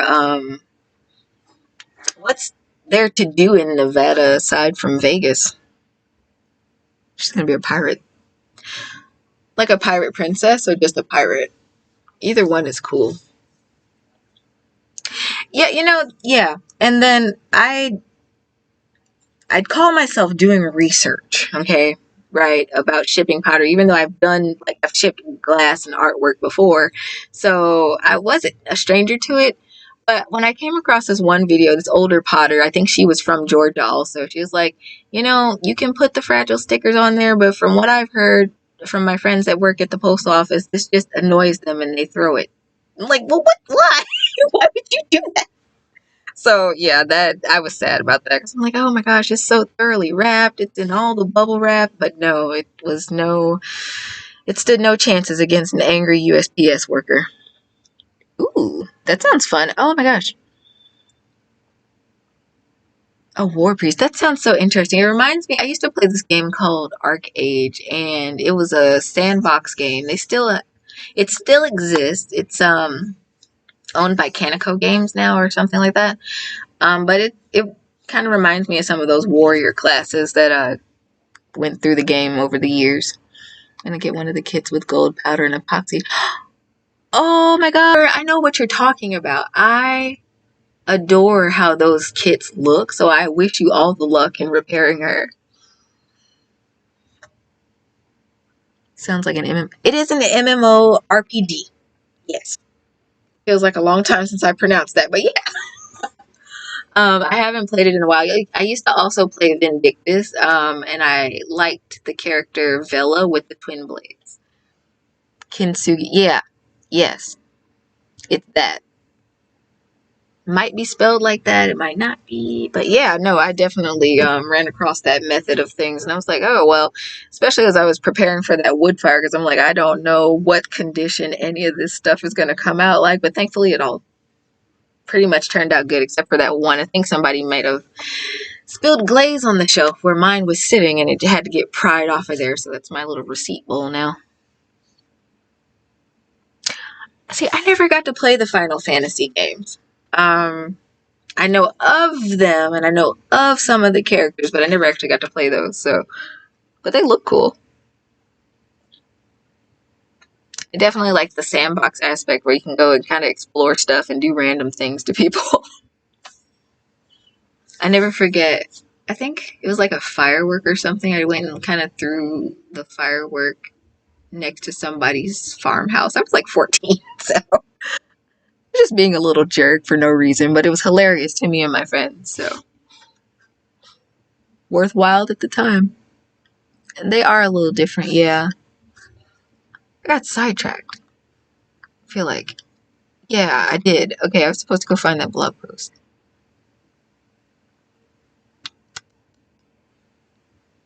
Blog post. I almost feel like I want to do something different with the menus of my website, but I'm not quite sure how I want to go about it yet. It could be just me, but I stare at it, and sometimes like I see the text in the middle of the screen, but I'm like, I can't read it. But I know that it's readable, but I don't know. Maybe it's just me. I'm weird. My brain functions in weird ways. Why does that look like Comic Sans? I do not. Oh man. My old graphic design teacher would yell at me. Oh, well, that's loading.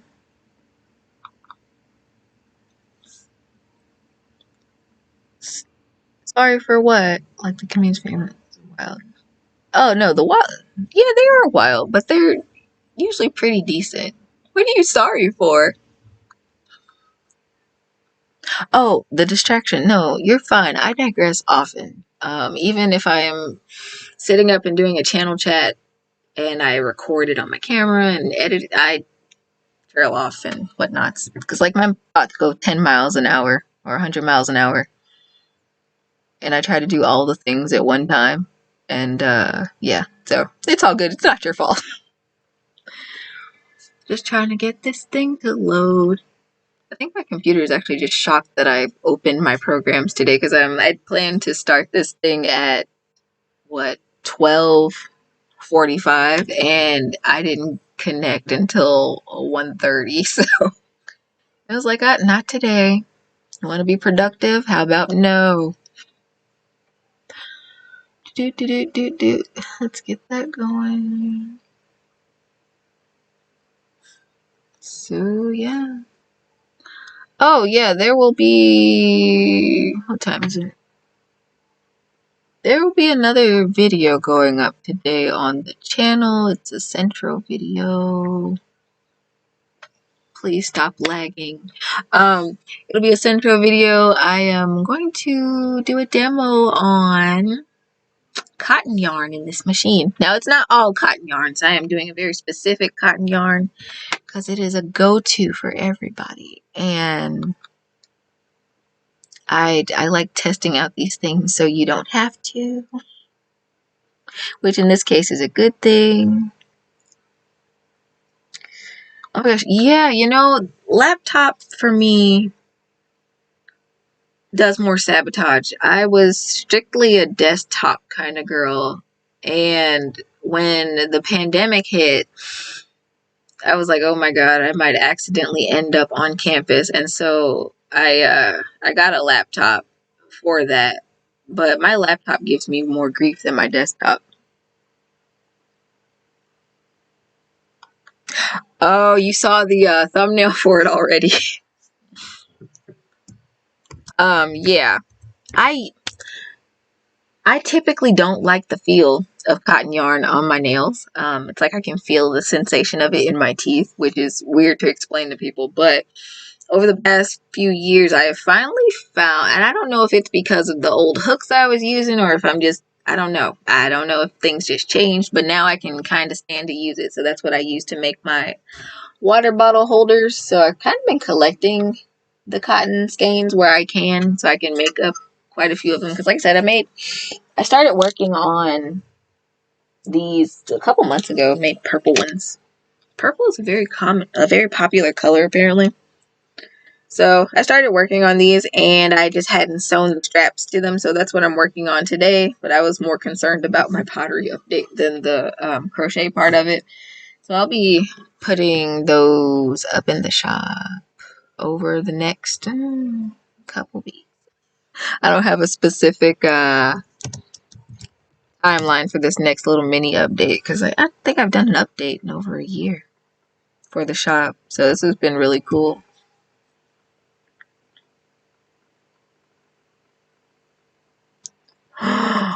Really, tinfoil. That's interesting. I can kind of see that. I only feel that in my teeth if it crinkles a little bit against my countertop. And I can feel it in my bottom, like, canine teeth. It's so weird. But their stuff is absolutely... Yeah. Cotton, yeah. It has its place. Oh, that's nice. There's that. I feel like I made a typo. There is that blog post, though, if you were looking for it. That's nice. So do you make them in different colors, or does she prefer one specific color and you just keep rolling with it?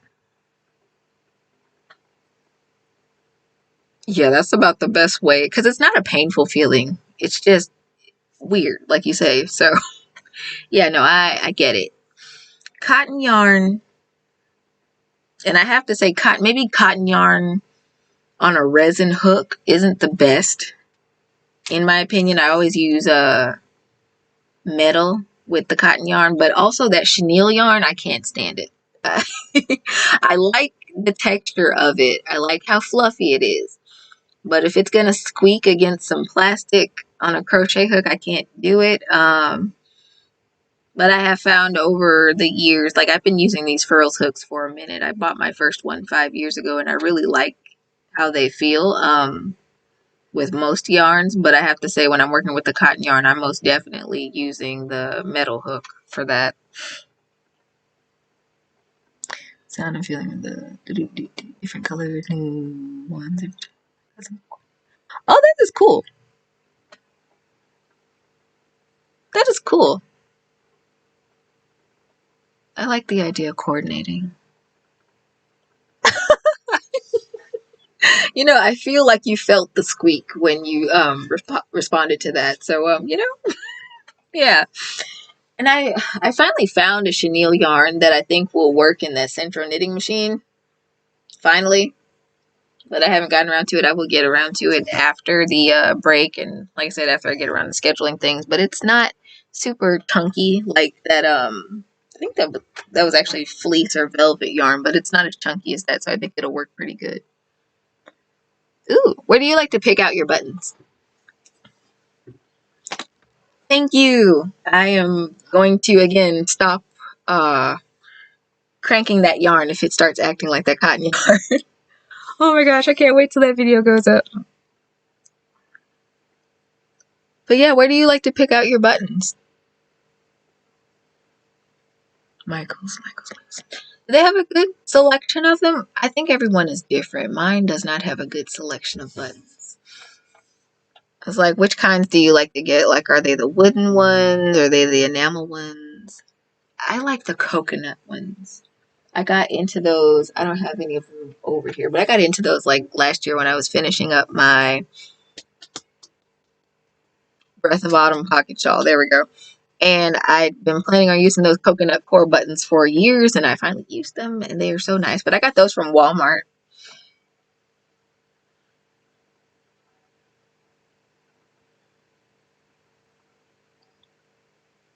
I think, let me see. I also like those like coconut enamel buttons. I get those from Joann, but they do also have those at Walmart.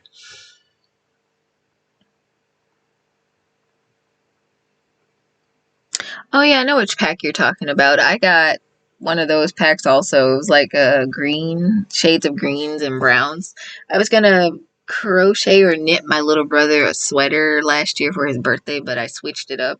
So I ended up using those buttons for something else. I still need to probably go back and start planning to do that sweater for this year. Yeah.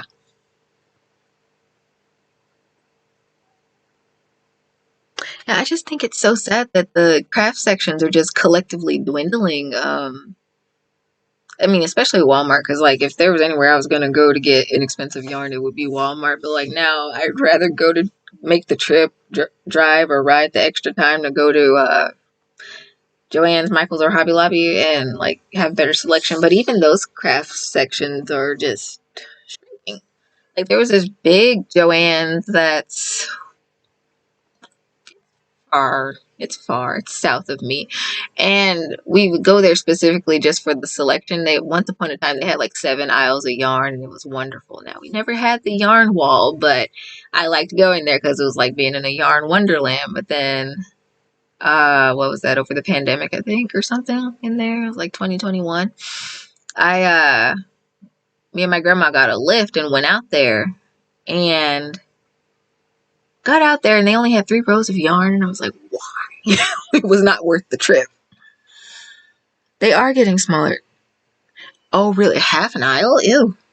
Like, well, yeah, and then it's like, okay, half aisles, and then they don't keep them stocked anymore.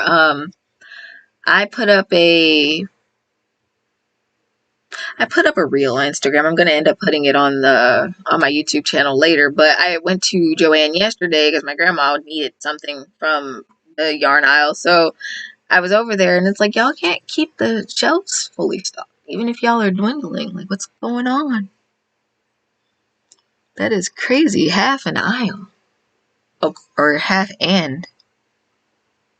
I can't read. I'm sorry. Half an aisle. Yeah, no, like, I don't know. Does it stay stocked, though, is the question.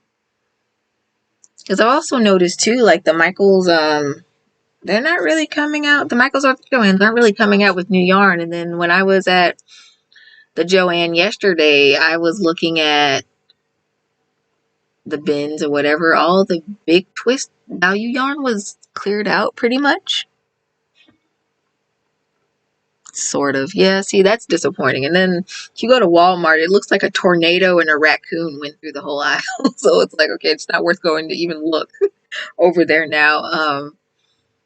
But yeah, it's just sad. And it's like, at first I thought it was just the area, because there was this other Walmart relatively close to my house, and their craft section was always small, but it was almost always geared towards people who sew.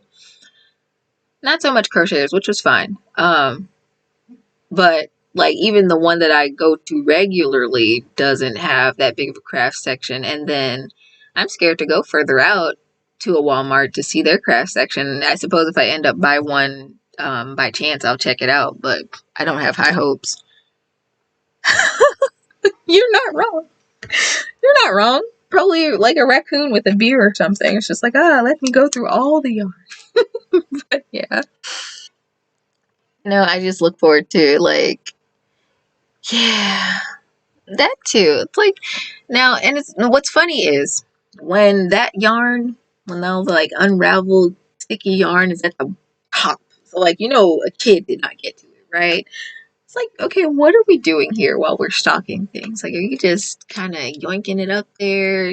Clearly you don't care. Just, I don't know. There used to be a certain aesthetic to both the craft section and craft stores, and it's just gone now, almost. Just about. But I can say one fun thing about that's still fun for me about going to a craft store is being able to like shamelessly plug my YouTube channel. Which is, it's funny now because it feels like I've gone full circle with it. When I first started doing YouTube 5 years ago, I would go around to my friends and be like, hey, what's going to drastically improve your quality of life and extend your life by up to 5 years? And they'd be like, what? They look truly puzzled. And I'd be like, my YouTube channel. And I'd just slide them a business card.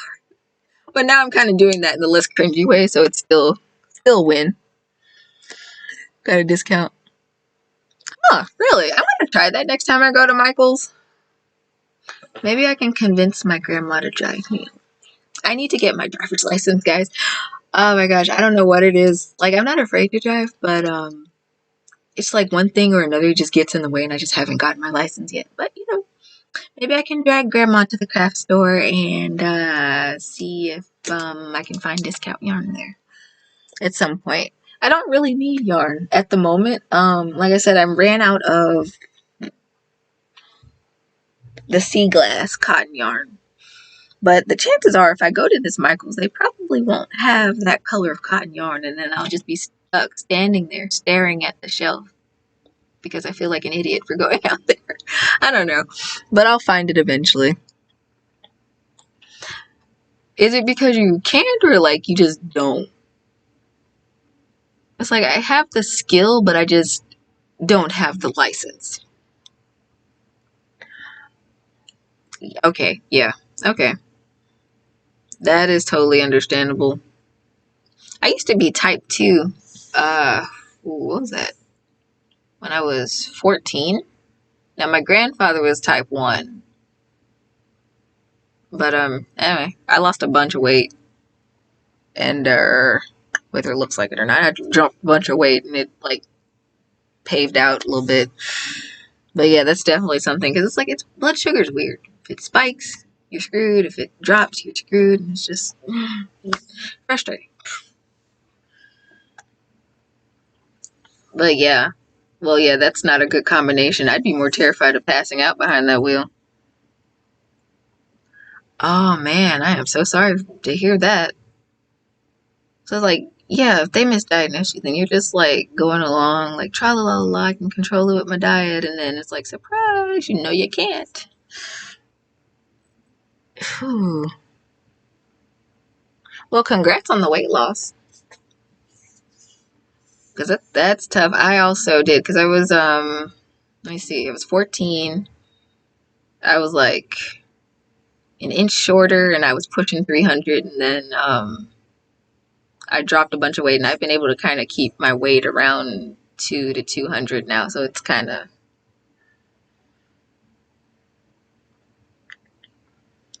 Oh, yeah, metformin. Yeah, my mom, now that I think about it, my mom took that for a little bit. But yeah, no, that sucks. Aw, that sucks. But I mean, as long as you pace yourself, you could drop it again if you wanted to. Eventually, it does get kind of rough though, because like with the fluctuation and stuff, which is something I kind of didn't think about for a while. I'm like, wait a minute, I just lost 10, but then I gained back 15. So I don't know. It's such a weird. I don't want to call it a disease, but it's a weird sickness.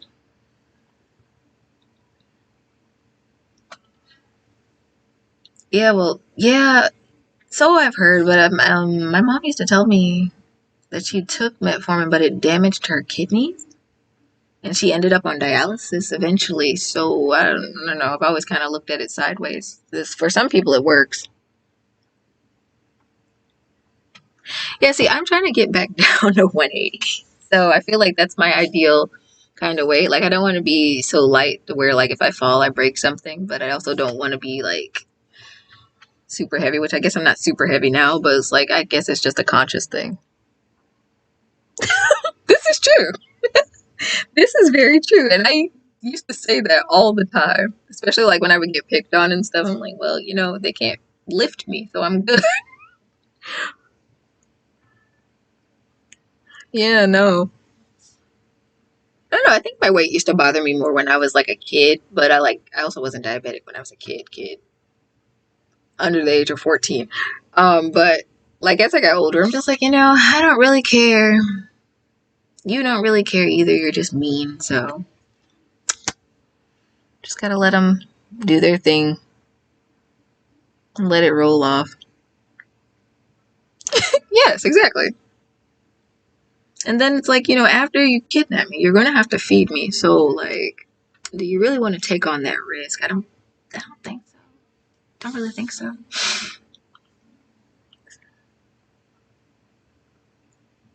Oh my gosh. So young. Well, yeah, I know it. 14, but again, it's not fun.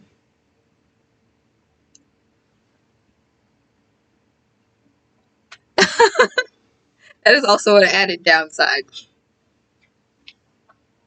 Let me see. There was something you said and it triggered a memory and I don't remember what it was.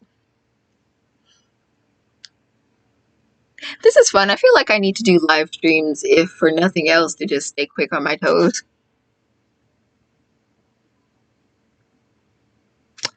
Well, yeah, that is a fair point also. Yeah. I can imagine being a toddler and having to deal with that. It's like, and then being like a younger kid and growing up and seeing everybody like live and be kids and stuff, and I'm stuck taking medicine and whatnot. So that would just, I used to think about that.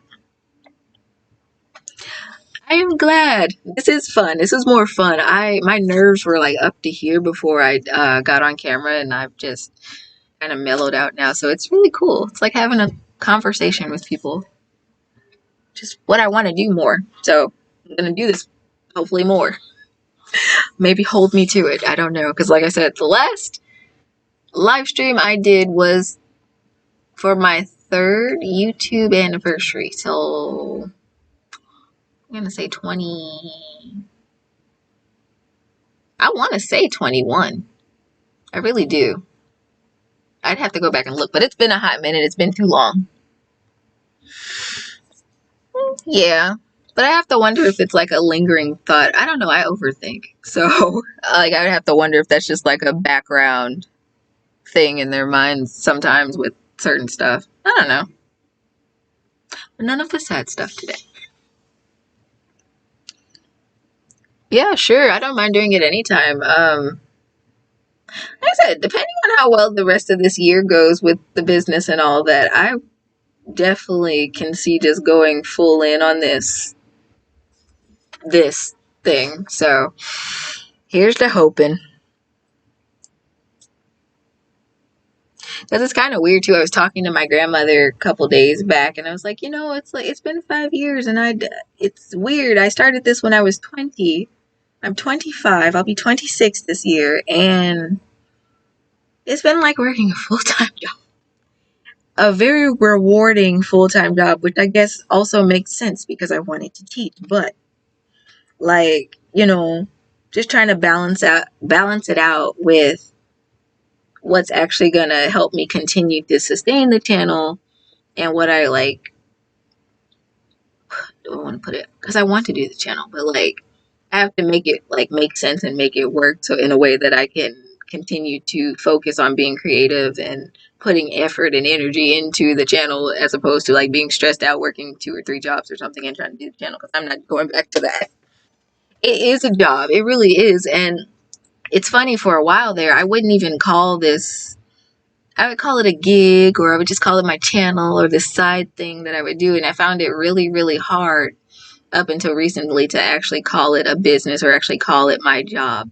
But like I've noticed, like over time, I'm like, well, it would make sense to actually call it my business or call it my job, because it's literally what it is. I put 40, 60 hours a week into it, between like recording stuff, editing, pattern designing, actually going to the craft store to get the materials to do the designs with. It's crazy. It's a lot, but I find a lot of reward in actually like being able to use my creative skills and creative gifts to like not only put out my expressions, my artworks, whatever, but also being able to teach other people and kind of building that community sense around teaching other people and helping them further their craft journey, which is ultimately what's always been my underlying thing in some shape, form, or fashion. So yeah. Oh my gosh, bless her heart. Restaurants? Yeah, but still. Restaurants. Oh my gosh. I thought it was horrible doing customer service for 3 years.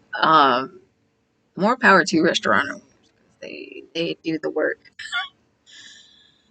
But yeah, that is a parallel path kind of thing, because it's, you start off with a small business, and when you're starting off your small business, it's kind of just you, cup of coffee, and a wild dream, and you kind of have people kind of chuckling at it, not really believing in it as much as you do, and it leads to a lot of stuff. But then like sometimes you end up discounting what you're doing yourself, not realizing that you are making an impact if you are making an impact. And I can definitely say one of the things that has kept me uploading over the years hasn't necessarily been the money, but it has been like all the kind comments, because I've gotten probably hundreds of comments of people like, oh my god, this was so helpful, or oh, you teach so well, or oh, this, that, and the other, thanks for uploading this video, that kind of thing. That's the kind of thing that just gives you all the intrinsic feel goods, and it keeps me going. So I am forever grateful for that.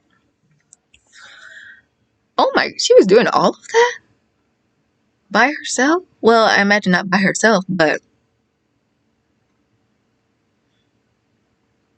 woo, that's crazy. Like in a good way, that's crazy.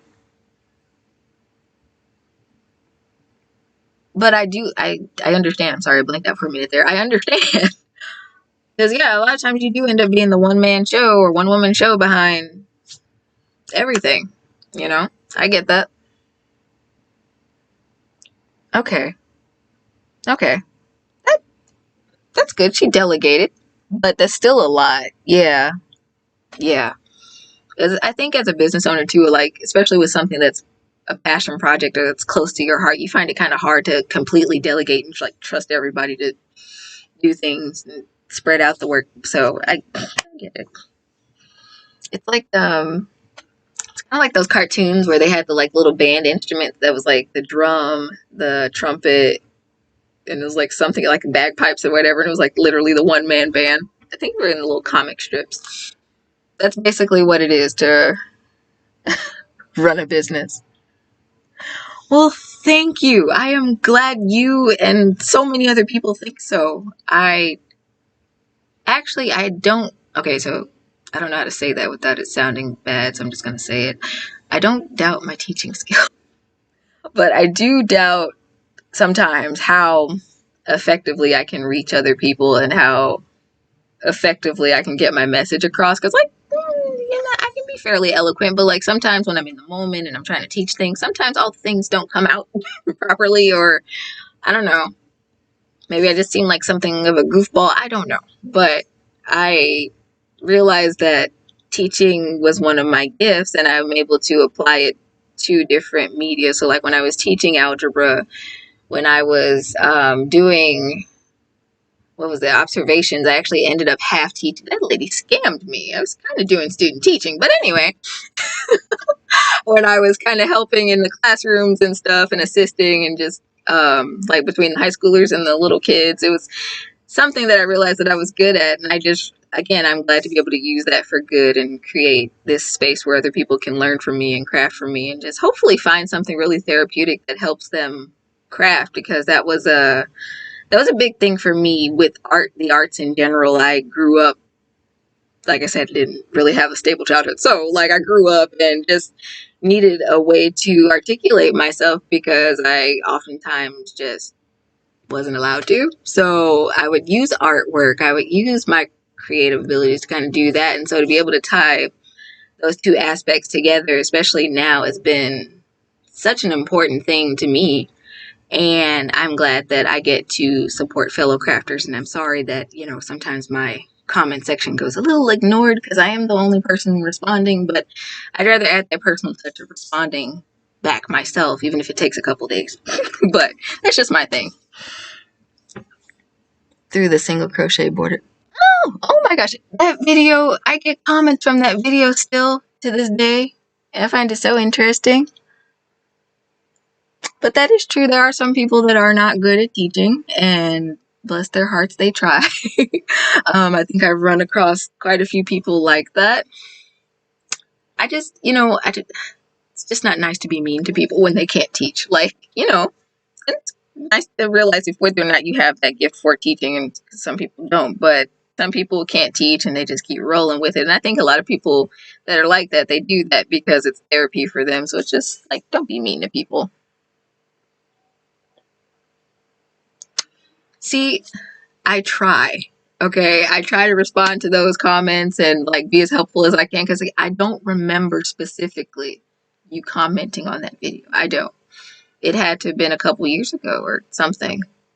I don't remember the last time I commented on that video, but I'm glad we made that connection. And so we've been able to link up, and now we've had a whole, probably, I don't have a watch time, but probably 2-hour conversation now. So that is really cool.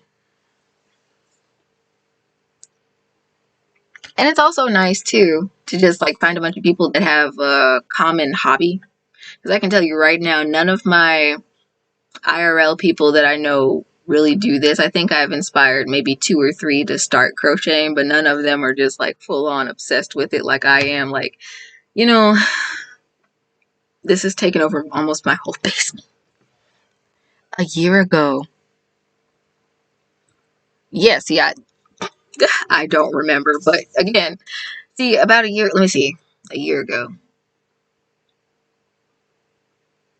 I still don't remember that specifically, but I'm trying to think where the channel was this time last year. If I responded to comments this time last year, I was going through some stuff. So, that might also be why that's a blur, but, it's okay. Usually when I comment on small channels, they are defunct. Yeah, I get a lot of that too. 2 of my cousin's kids were expecting and I wanted to make blankets for them. Oh!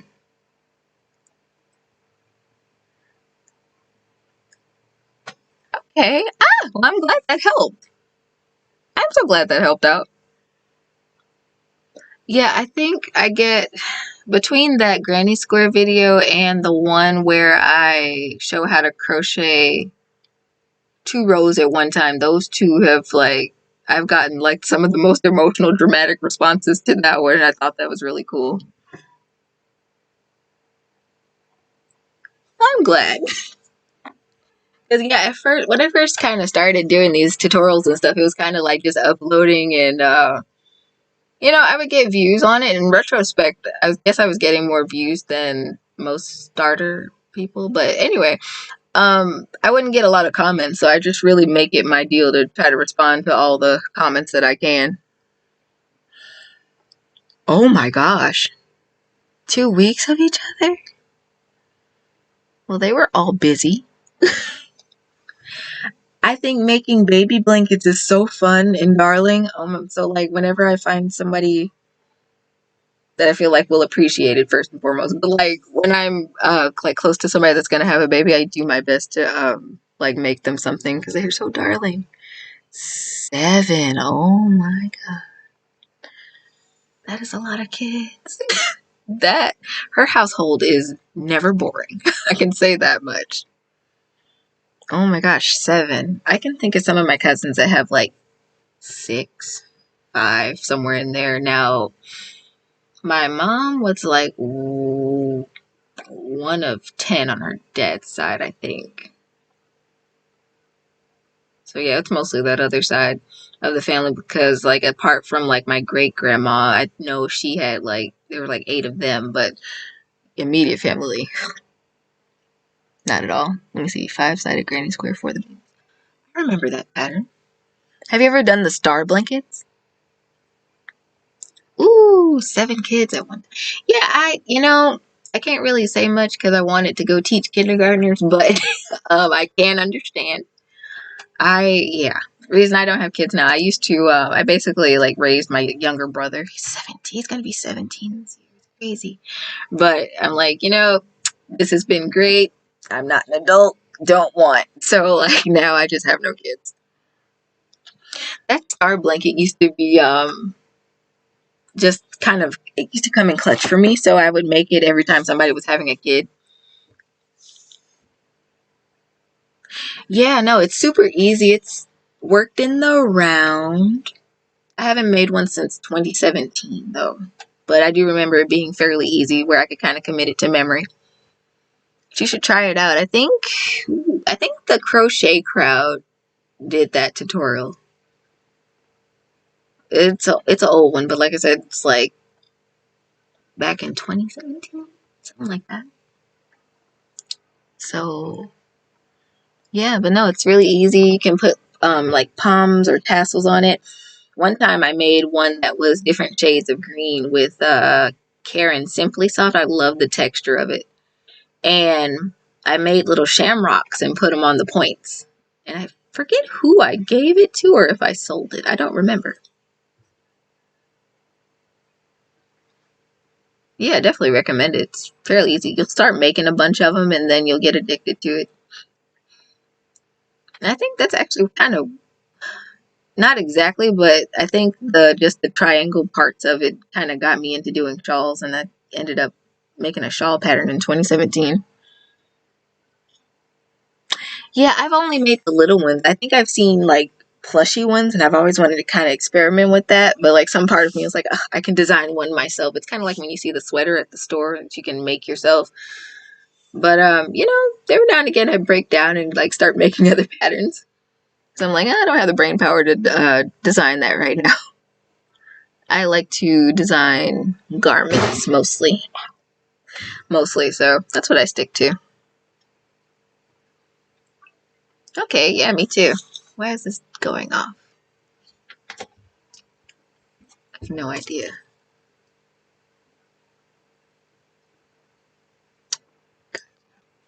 All right.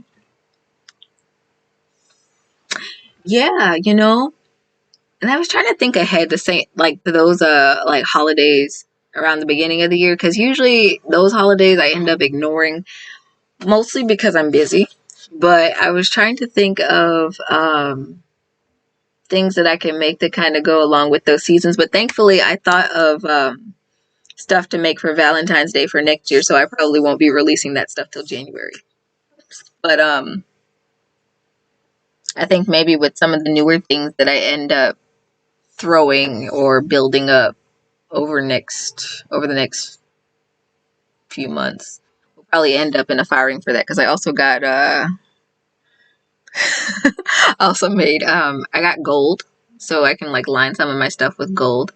A little 2-gram jar, and it costs an arm and a leg, so I'm going to use it at some point, but I think that'll really kind of tie those pieces together. Yeah, I need to have something green for St. What? So, like, you didn't have anything green for St. Patrick's Day, so she was upset, or she didn't like the fact that you made something for St. Patrick's Day? She was upset. I'm confused.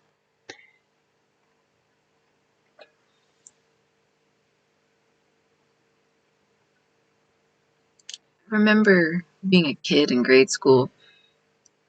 I hated being pinched, and I always ended up wearing something green. I think after like the third or fourth year, I would just make sure I wore green.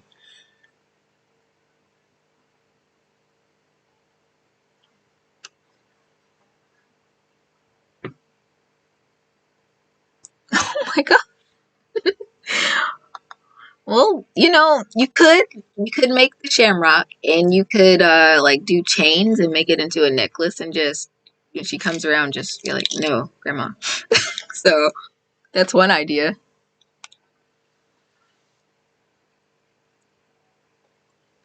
Well, that was fortunate, because like it's one thing if grandma's doing it, but if like you have a bunch of kids that just are mischievous and want to pinch people doing it, that's a totally different story.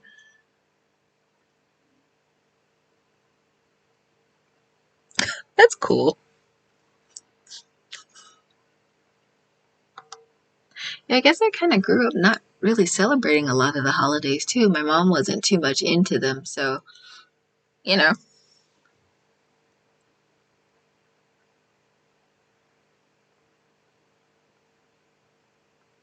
chain angel shell stitch. Is that like a border, or is that an actual like blanket?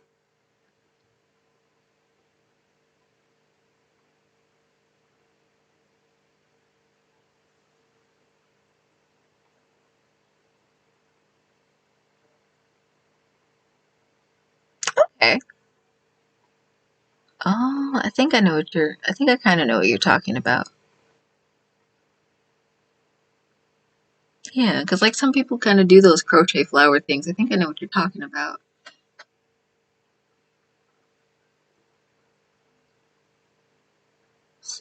Crochet.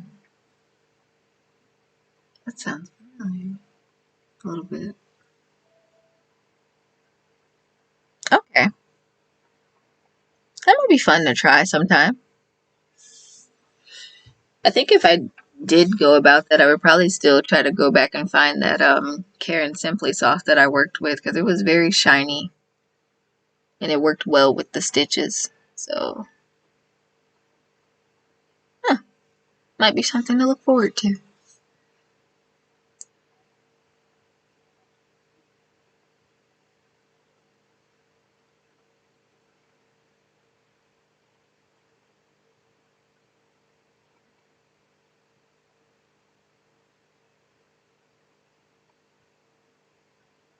But yeah, so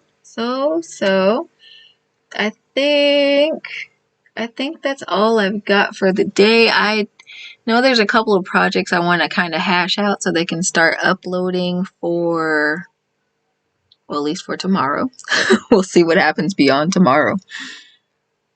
It's a small project to make a single shamrock. Then I think I know exactly what you're talking about. I think that's the same shamrock that I was making.